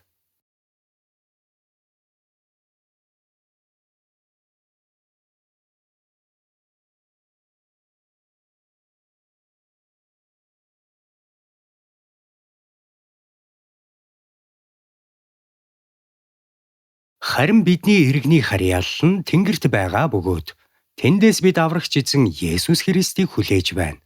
Тэр бүх юмсыг өөртөө захируулж чадах хүчээрээ бидний дорд биеийг өөрийнхөө цогц жавхлантай биетэй адил болгон өөрчилнө. Тиймд миний баяр хөөр ба тэтэм мөн миний хүссэн тэмүүлэх хайрт ах дүүнэр минь. Эзэн дотор баттай зогсогтун. Эзэн дотор санаа нэгтэй байгаарай гэж би Юидагаас хичээнгүйлэн гуй. Мөн Сунтухигээс хичээнгүйлэн гуй. Тийм ээ, үнэн ч нөхөр минь чамаас гуй. Сайн мэдээний төлөө надтай болон Клем, миний бусад хамтран зүтгэгчдийн хамт зүтгэсэн тэдгээр эмэгтэйчүүдэд туслаарай. Тэдний нэрс амийн номд бий. Баярлалаа. Тэд итгэл дүүрэн Христэд итгэгчд байсан байх нь. Бусад итгэгчдийн тухай тэр сайнаар ярьдаг байсан бөгөөд тэдний нэрсийг амийн номонд байдаг гэсэн байна. Тэднийг өөрийнх нь хамтран зүтгэгчдэд туслахыг хүсжээ. Хэрв бид Тэнгэрийн хаанчлалын зүгт эдгээр алхмуудыг хийж байгаа бол Бурхны зүгт явахдаа ийм итгэл төгс урагшилдаг бол хичнээн гайхалтай байхсан билээ. Дээр үед би нэг зүйл уншсан юм. Энэ түүхийг зөв ярьж байгаа эсхэ мэдэхгүй байгаач аль сайнаараа ярьж өгье. Энэ бол Англи дахь нэгэн эмэгтэйн тухай юм. Тэрээр олон үзэгчдийн өмнө дуу дуулжээ. Үзэгчид түүнд чангаар алга ташсан тул тэр сэтгэл хангалуун мэхийн ёслов. Харин түүнийг гарч ирэхэд үзэгчдийн дунд сонсож байсан Цэзар Милан гэх эрхэм дөнгөж тайзан дээр дуулсан энэ залуухан эмэгтэй болох Шарлот Элиотыг угтан авчээ. Тэр түүнээс дөнгөж сая үзэгчдийн нижгэр алга ташилтыг хүртсэн дууныхын талаар асуув. Түүнийг энэ дууг ганцаараа эсвэл Бурхантай хамт дуулсан эсхийг асуулаа. Тэр түүнээс энэ нь ганцхан чамд алдарсуу авчирснаар төгсвүү гэж асуув. Хэрв түүнийг энэ дууг Бурхантай хамт дуулаагүй бол улаан дэнлүүний гудамжны биеэ үнэлэгчдийн дуунуудаас ялгарахгүй гэв. Тэрээр түүнтэй хүйтэн хөндий тулгарав. Мөн хэлэхдээ өршөөгөөрэй. Гэхдээ Бурхны тухай боддоо Есүс Христийн тухай бодоод үз гэж хэлээд орхин явжээ. Тэр эмэгтэй гэртээ хараад шүнжин хөрвөөж хонов. Тэр сэтгэлээр маш их унсан байна. Тэр эрэхтэй түүнтэй ингэж харьцсан боловч явахынхаа өмнө элдгээр салах ёс гүйцэтгсэн. Бүх боловсон ёс зүйг дагаж мөрдсөн. Эмэгтэй сэтгэлээр унаж тэр шөндөө өөрийн дуу болон магтан дууны үгийг бичив. Яг над шиг нэгч өчиггүйгээр харин тэд миний төлөө цусаа урсгасан. Энэ магтан дууг тэр яг над шиг Бурхны хурга минь би ирлээ гэж бичжээ. Энэ үнэхээр сайхан магтан дуу, тийм үү? Яг над шиг хэрв магтан дууг хайж үзвэл Шарлот Элиот гэх түүний нэртэй холбоотой гэдгийг олж мэднэ. Библиэд өөрийнхөө төлөө миний бий болгосон ард түмэн нь миний алдрыг тунхаглана. Амьсгалтай бүхэн эзнийг магтагтун гэх ишлэл байдаг. Бид энэ ишлүүдийг уншихдаа хэрв бидэнд Бурхныг сайшаасан магтан дуунууд байдаггүй байсан бол ямар их урам хугармаар бас ганцаардмаар байх байсан тухай бодож болно. Энэ нь яг л би яаж дуулахгүй байх юм бэ гэх магтан дуу шиг юм.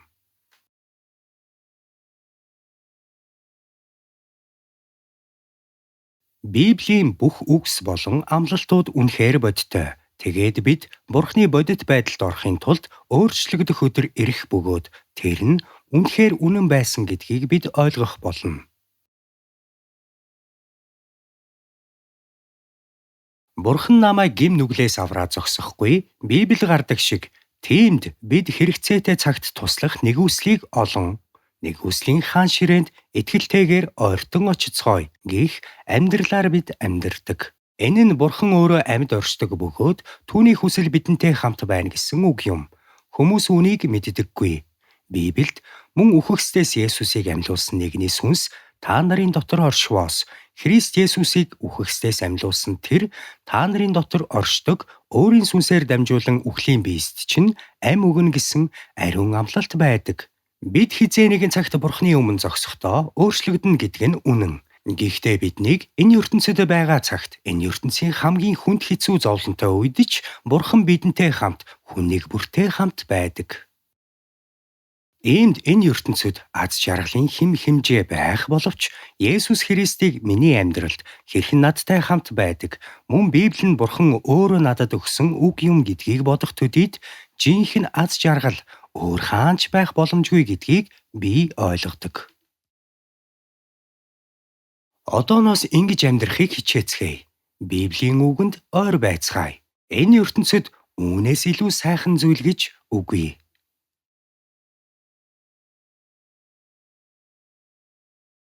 Хачирхалтай нь намайг Библиэд ойртсон цагаас хойш өөрчлөгдсөн зүйл байгаа бол тэр нь энэ ертөнцийн биш харин огт өөр зүйл гарч ирснийх юм. Аз жаргалын өөр үндэслэл ер нь байж болох уу? Эзэн минь миний ганц хүсэл бол ердөө энэ. Бүх өдрүүдэд танд үйлчлээд дараа нь таны сэнтийн өмнө зогсоод таны мөнхийн магтаалыг дуулах юм. Хорон мөчүүд харавсан сум шиг өнгөрдөг Христийн мэдэлд гитэлгээрээ. Би яагаад ертөнцийн юмстай зуралдах ёстой гэж. Энэ магтан дууг дуулахдаа би хүмүүсийн намайг олж харахгүй багны ард зогсоод харин нүднээс минь гинэт нулимс урссан юм. Эзэн минь танд маш их талархлаа. Энэ нүгэл ертөнцид амьдарч буй гэм нүгэлтэн байхад минь та намайг аварчээ. Намайг аварсанд талархлаа. Би үнэхээр их талархсан юм. Хэн нэгэн надад маш том бэлэг өгсөн чи би ингэж их талархахааргүй байлаа. Учир нь Бурхны үгийг таньж мэдхээс өмнө би жинхэнэ хайр гэж юу болох, нэгүсэл, аз жаргал гэж юу болохыг мэддэггүй байжээ. Бусдад хүлээн зөвшөөрөгдөх, шагнал хүртэх, хүссэн зүйлээ авах гэх мэт аз жаргалын ондоо стандартуудтай байж, гэвч би Бурхны нэгүслийг таньж мэдсэн бөгөөд миний мэдэрсэн зүйл энэ магтан дуунд илэрхийлэгдсэн байдаг. Аз жаргалтай өдөр. Аз жаргалтай өдөр. Есүс миний гим нүглийг угаасан өдөр. Энэ бол үнэхээр үнэн. Хүмүүс үүнийг сайн илэрхийлж чадахгүй байж болох ч итгэлтэй байдал бол тэдэнд бий.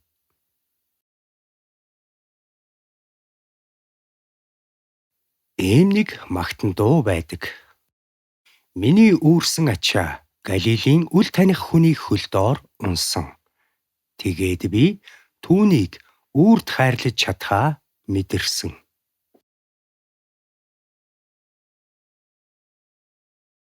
Энэ бол үнэхээр үнэн. Би түүнийг үрд хайрлаж чадна. Гэвч өмнө нь ийм байлаа.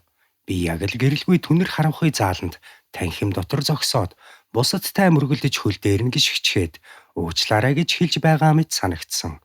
Бусад хүмүүсийн хөлийн хуруунд дээр гიშгэхээс болгоомжилсан ч эцэст нь хэн нэгэнтэй мөргөлдөж уучлалт гуйна.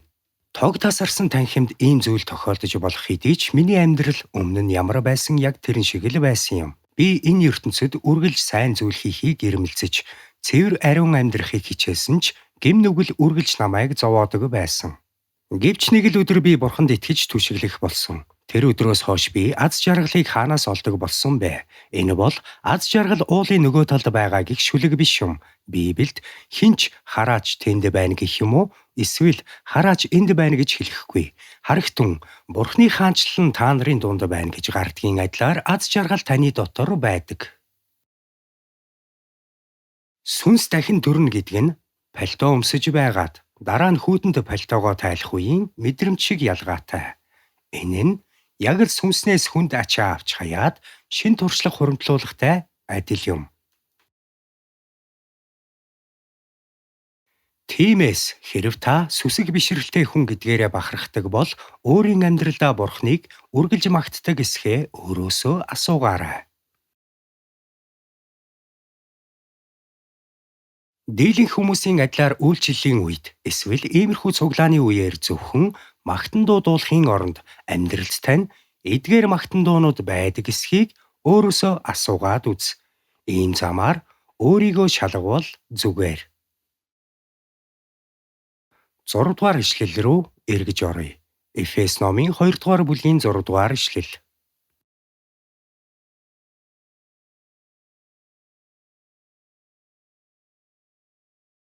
Есүс дотор биднийг түүгээр амьлуулж, түүнтэй хамт Тэнгэрлэг оршихуйд суулгасан.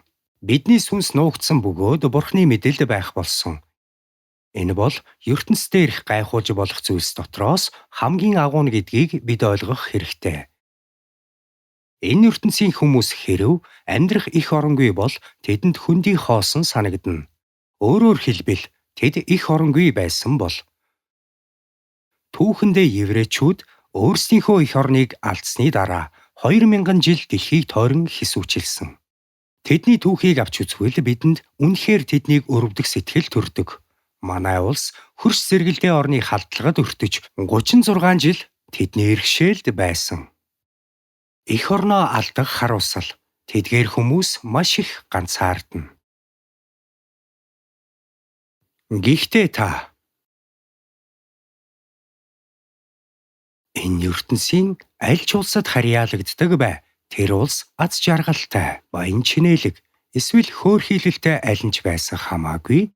Хэрэг би энэ махан биеэрээ Тэнгэрийн хаанчлалд харьяалагддаг гэдгээ мэддэг байх юм бол энэ магтан дуунд гарч байгаа шиг байх болно. Түүнд би амьсгалаараа өртөө. Мөн өөрт байгаа бүх баяр баясгалаараа.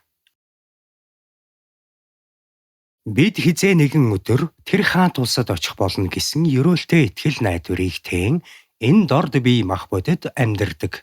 Бидэнд ийм итгэл найдвар бий. Харин хүн өөрийн сүнсийг энэ итгэл найдвар дотор нуугдсан гэдгийг тодорхой мэдэхгүйгээр амьдрвал энэ ертөнцид юуны төлөө амьдарч байгаагийн хариулт олдохгүй. 6 дугаар ишлэлийн үгс бол энгийн үг биш юм.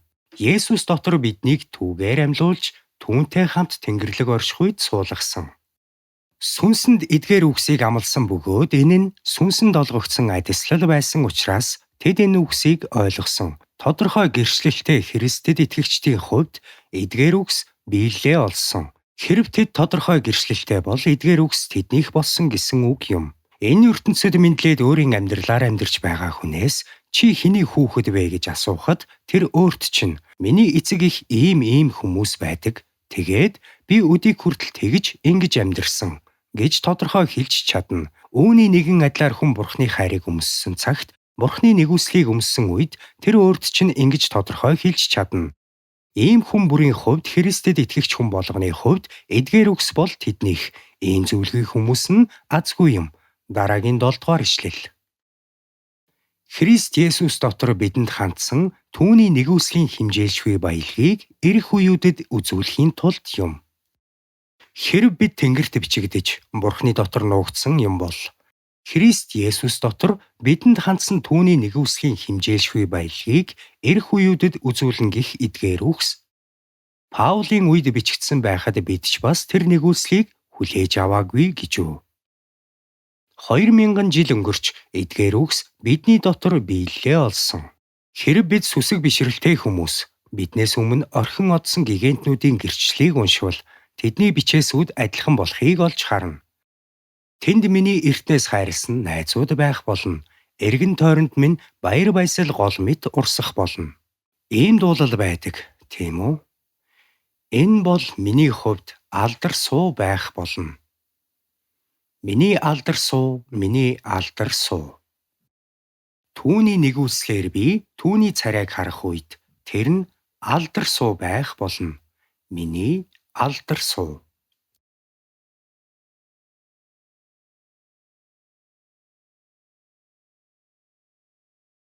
Хэрэв энэ нь Бурхныг алдаршуулахын төлөө биш юм бол бидэнд ийм агуу зүйл юу байгаа юм бэ? Бидэнд ямар нэг зүйл байна уу? Үгүй. Бидэнд юу ч байхгүй. Энэ бүх магтан дунд түүнийг бидний дотор биеийг өөрийнхөө цог жавхлант биетэй адил болгон өөрчлөнө гэж гардаг. Тэр хизээ нэгэн цагт бидний дорд биеийг өөрийн цог жавхлант биетэй адил болгон өөрчлөнө. Энэ амлалт биелэх тэр өдөр бид гайхалтай өрөөгдсөн газар руу шилжин очих болно гэж Библиэд өгүүлдэг. Яг Библиэд гарч байгаагаар болох болно. Дараагийн 8 дугаар ишлэгийг хамтдаа уншицгаая. Нэгүслийн учир итгэлээрээ аврагдсан нь та нараас бус харин Бурхны бэлэг бөгөөд үйлсээр чинь биш тул хэн ч үл сайрхах болно. Эдгээр үгсийг уншсан хүмүүсээс хэн нэгэн та нар аврагдсан уу гэж асуувал тэд хариудна. Чи аврагдсан эсхийг яаж мэдэх юм бэ гэж эрс эсэргүүцнэ. Учир нь эдгээр үгсээс өөр зүйл тэдэнд нөлөөлсөн байдаг. Энэ нь өөр хүч тэднийг удирдсан хിവэр байна гэсэн үг. Нэгүслийн учир итгэлээрээ аврагдсан нь гэсэн байна. Та нар юунд итгэдэг вэ? Энэ хэсгийг хавчуулж үлдээгээд Паулийн бичсэн өөр нэгэн загтал болох Ром номын 10 дугаар бүлгийг гаргацгаая.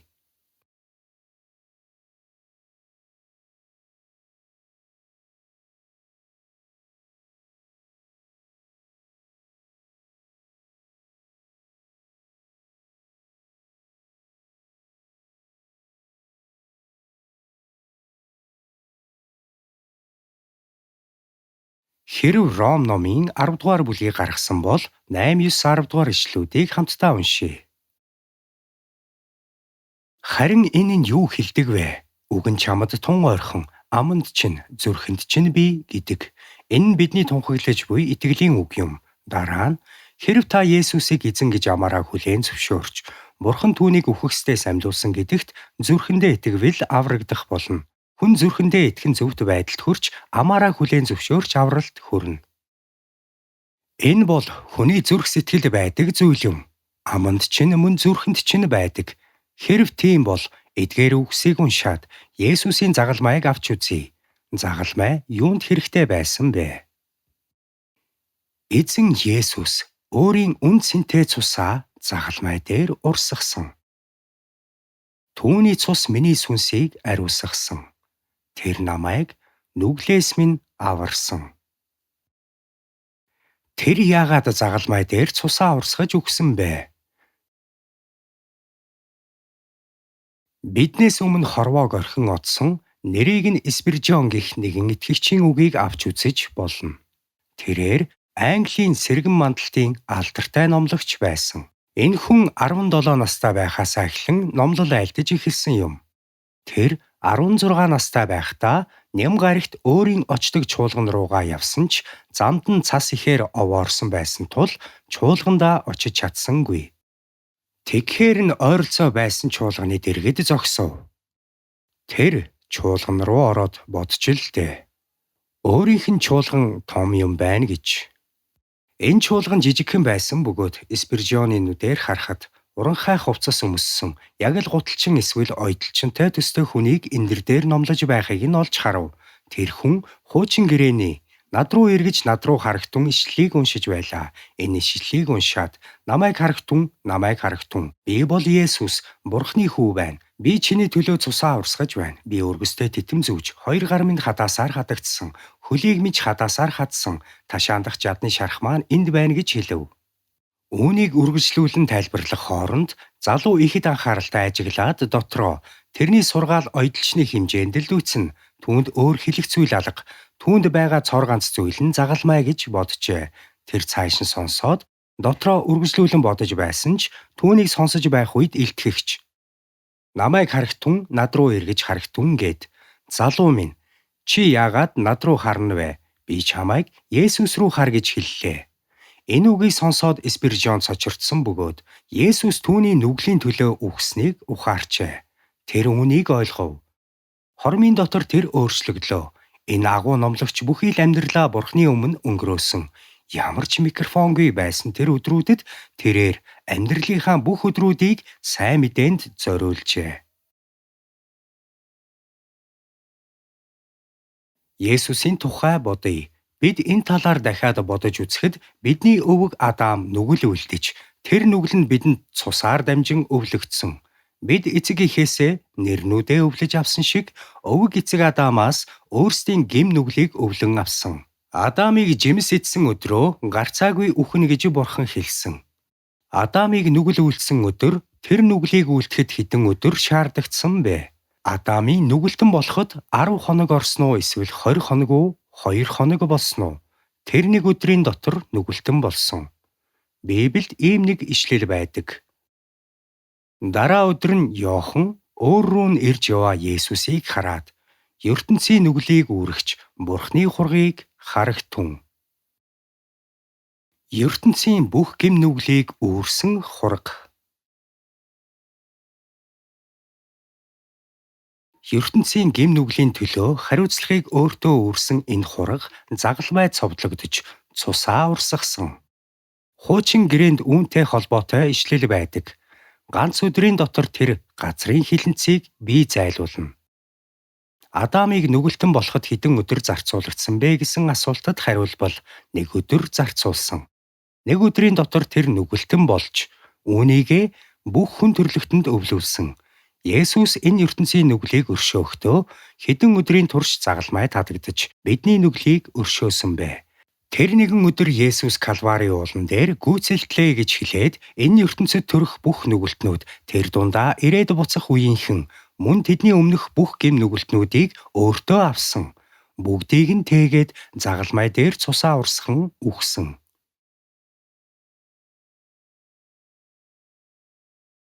Уулын тэртет хуучин бат бүх загалмай байна.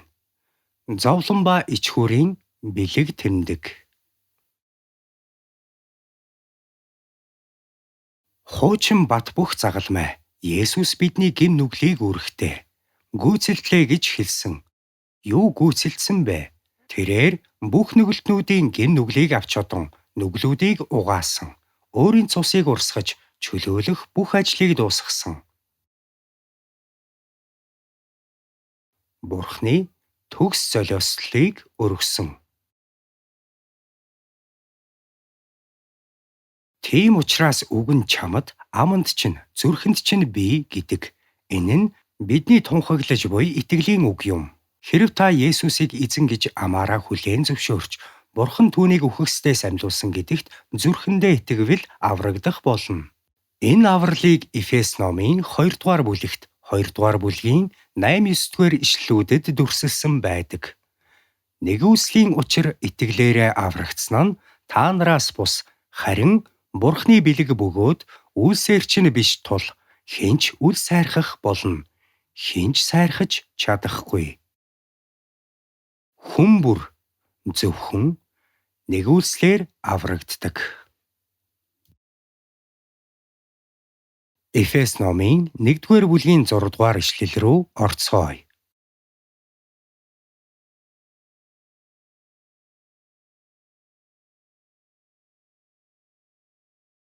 Эфес номын 1-р бүлгийн 6-7 ишлэлийг хамтдаа уншицгаая. Энэ нь хайрлагдсан түүний дотор бидэнд сойрхсон түүний нэгүслийн алдрыг магтуулахын тулд болоо. Түүний нэгүслийн баялагын дагуу түүний дотор цусаар нь золилт гим нүглийн манд төлөөх уучлал бидэнд байдаг. Эдгээр үгс бол үнэхээр талархмаар үгс юм. Хэрв эдгээр үгсэд талархдаггүй хүмүүс байвал өөр ямар ч нүглээс болж шүүгдэж, өөр ямар ч нүглээс болж тэд тамд очихгүй. Тэд арх уусныхаа төлөө тамд очих болов уу?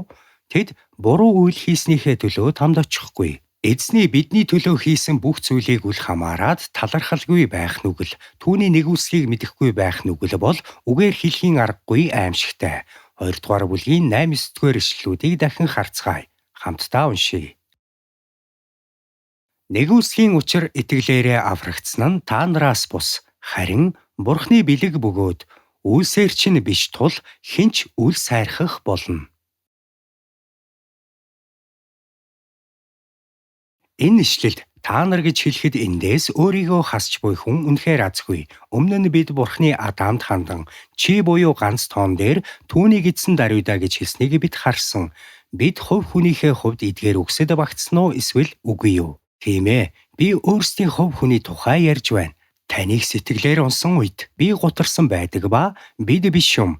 Энд Эфесийн чуулганы гишүүдийн тухай ярихад та нар гэж байгаа бол бид яагаад энэ та нар дотор багтаж болохгүй гэж өөрийгөө энд хамруулад эзэн минь энэ нэгүслэр дамжуулан би итгэлээр аврагдсан. Өөрөөрөө биш гэж хэлбэл зүгээр. Өөрөөр хэлбэл энэ нь миний ямар ч сайн үйлээр дамжин ирээгүй. Энэ бол Бурхны бэлэг бөгөөд үйлсээр ирээгүй. Миний хийж чадах хамгийн ариун үйлс, хамгийн ариун бодол мэдрэмжүүд ч бас миний сэтгэлийг шинээр бүрэлдүүлж чадахгүй.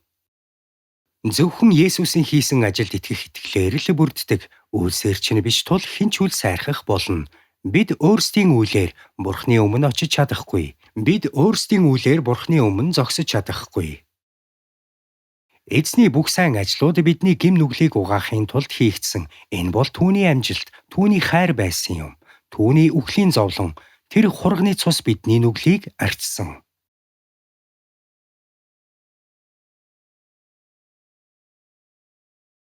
Израилийн ард түмнийг Египтэд байхад гамшиг араасаа гарч байсан ч фараон тэднийг эцсээ хүртэл чөлөөлөхөөс татгалзсан.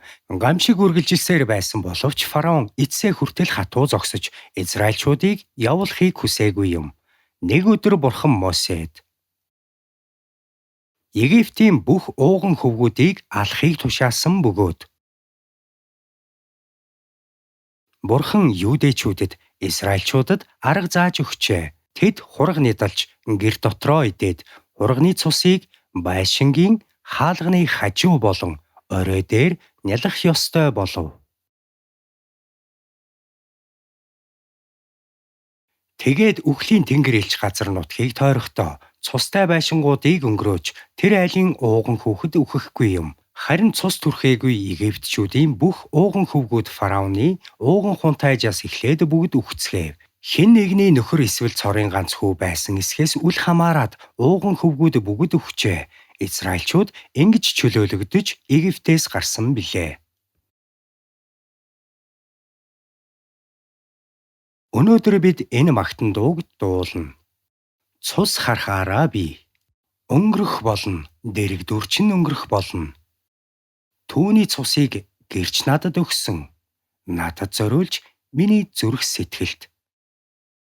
Мөн эзэн минь намайг тань руу урин дуудах таны хоолой, таны үнэт цусаар цэвэршүүлэгдэхийн төлөө.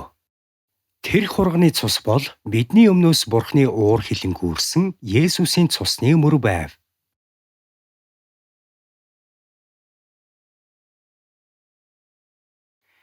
Энэ бол үнэхээр талархах ёстой зүйл юм. Хэрэв Есүс тэр цусыг урсгаагүй бол бид ямар хүмүүс болох байсан бэ? Бид энэ ертөнцид ямар ч итгэл найдваргүй амьдарч байгаад гарцаагүй тамд очих байсан. Дараа нь Эфес номын 2 дугаар бүлгийн 10 дугаар ишлэл. Хамтдаа уншицгаая.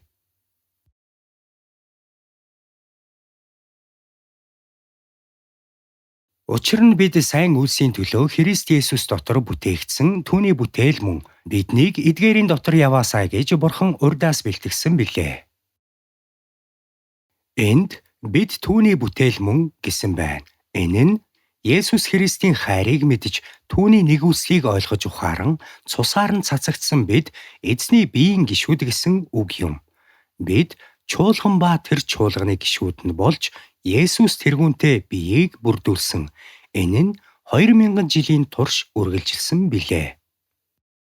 Тэд хинч байсан? Августин эсвэл Томас Аквинас шиг хуучин католик чуулганы хүмүүс байсан ч хамаагүй. Паул эсвэл Петр байсан ч хамаагүй.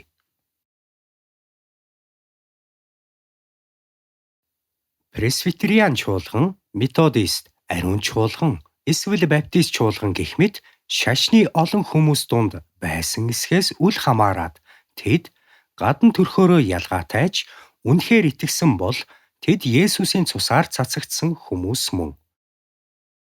Иймд эдгээр хүмүүс Бурхны мэлмид төгс төгөлдөр сүйт бүсгүйг бүрдүүлэгч хүмүүсийн игнэнд багтах ба Эдгээр игнэний хүмүүс Христийн биеийг цаашид бүрдүүлэх болно.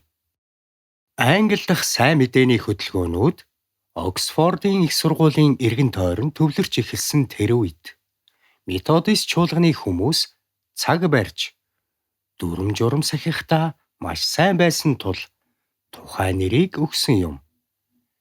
Гэвч эдгээр хүмүүсийн сайн мэдээний хөтөлбөөнийг өдөөж байх цаг үеийн талаар бодвол Джон Уэсли гол идэвхтэн нь байсан. Джон Уэсли гэх энэ хүн бол Америк руу номлогч хийхээр явсан англи хүн юм. Замдаа тэрээр завны осолд орсон.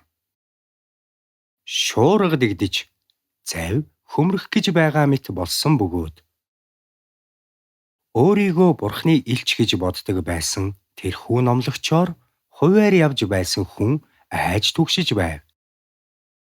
Тэр усанд живэхвээ гэсэн айдастай байлаа. Гэхдээ тэр завин дээр шашны эрх чөлөө олж авахын тулд Германыг орхисон маш олон моравчууд явжээ.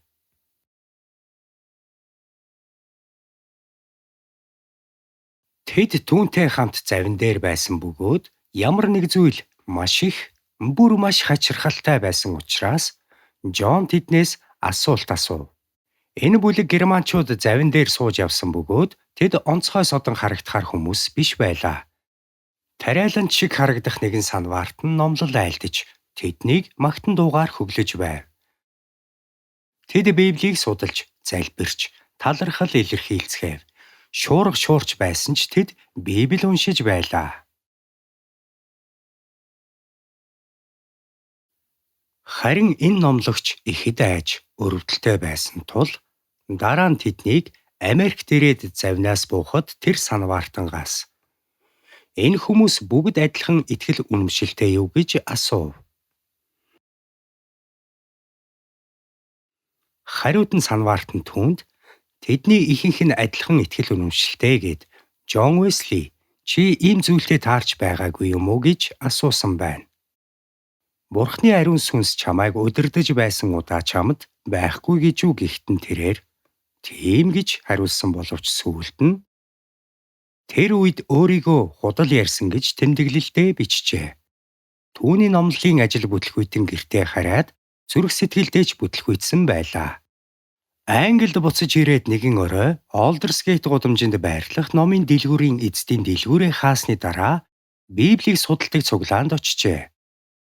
Нэг хүн босч ирээд Ромын загтал номын Лютерийн өмнөх үгийг уншив.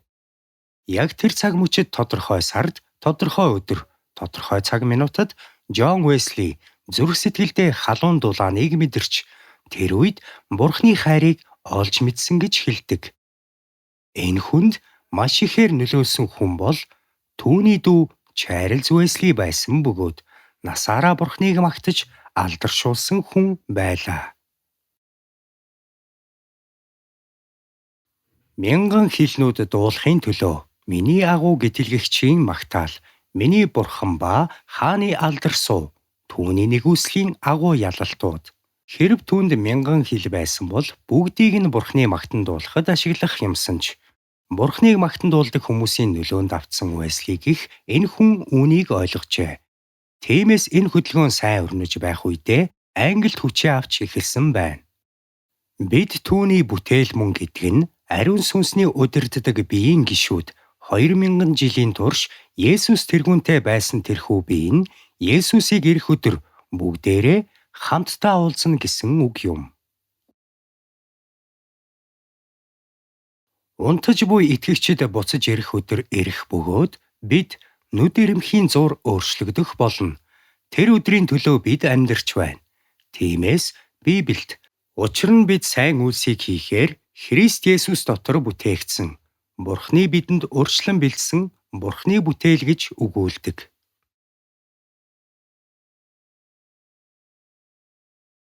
Бид сайн үйлс хийхээр бүтээгдсэн. Библиэд үнгүй авснаа үнгүй өг гэж гардаг. Эзэн бидний сүнсийг үнгүй аварсан учраас бид энэ хайрыг түгээхийн тулд энэ ертөнцид амьдардаг. Үүний төлөө ариун сүнсний удирдлагын доор амьдрахыг биднээс хүссэн эзэн биднийг ингэж амьдрах боломжтой байлгахын тулд дуудсан гэж байна.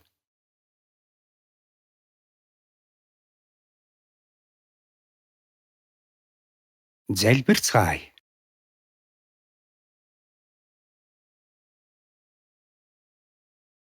Хүндэт эзэн минь, бид энэ ертөнц донд махан бие даган амьдарч байхдаа сүнсэн бие нь өрөвдмөр ядарч туйлдсан гэм нүгэлтнүүд байсан. Бид Адамын үр удам байсан билээ.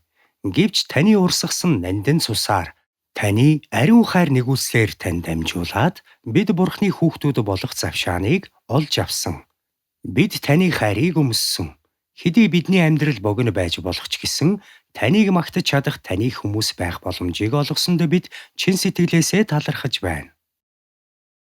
Эзэн минь, та бид бүгдийг ажсалсан гэдгийг бид мэднэ. Тэгээд хинч ард бүү төөрөлдөөсэй гэж бид залбирч байна. Үлдсэн бүх амьдралаа таны ач хивээлээр амьдрахыг бидэнд зөвшөөрөөч. Бидний хүн нэг бүрийг ажсалсан гэдгийг ойлгож мэдэж амьдраасаа гэсэндээ ариун сүнс биднийг удирдан чиглүүлж байсныг бид мэднэ. Бид үлдсэн цаг хугацаа бодол санаагаа таны гарт үлдээж Есүсийн нэрээр залбирч байна. Амен.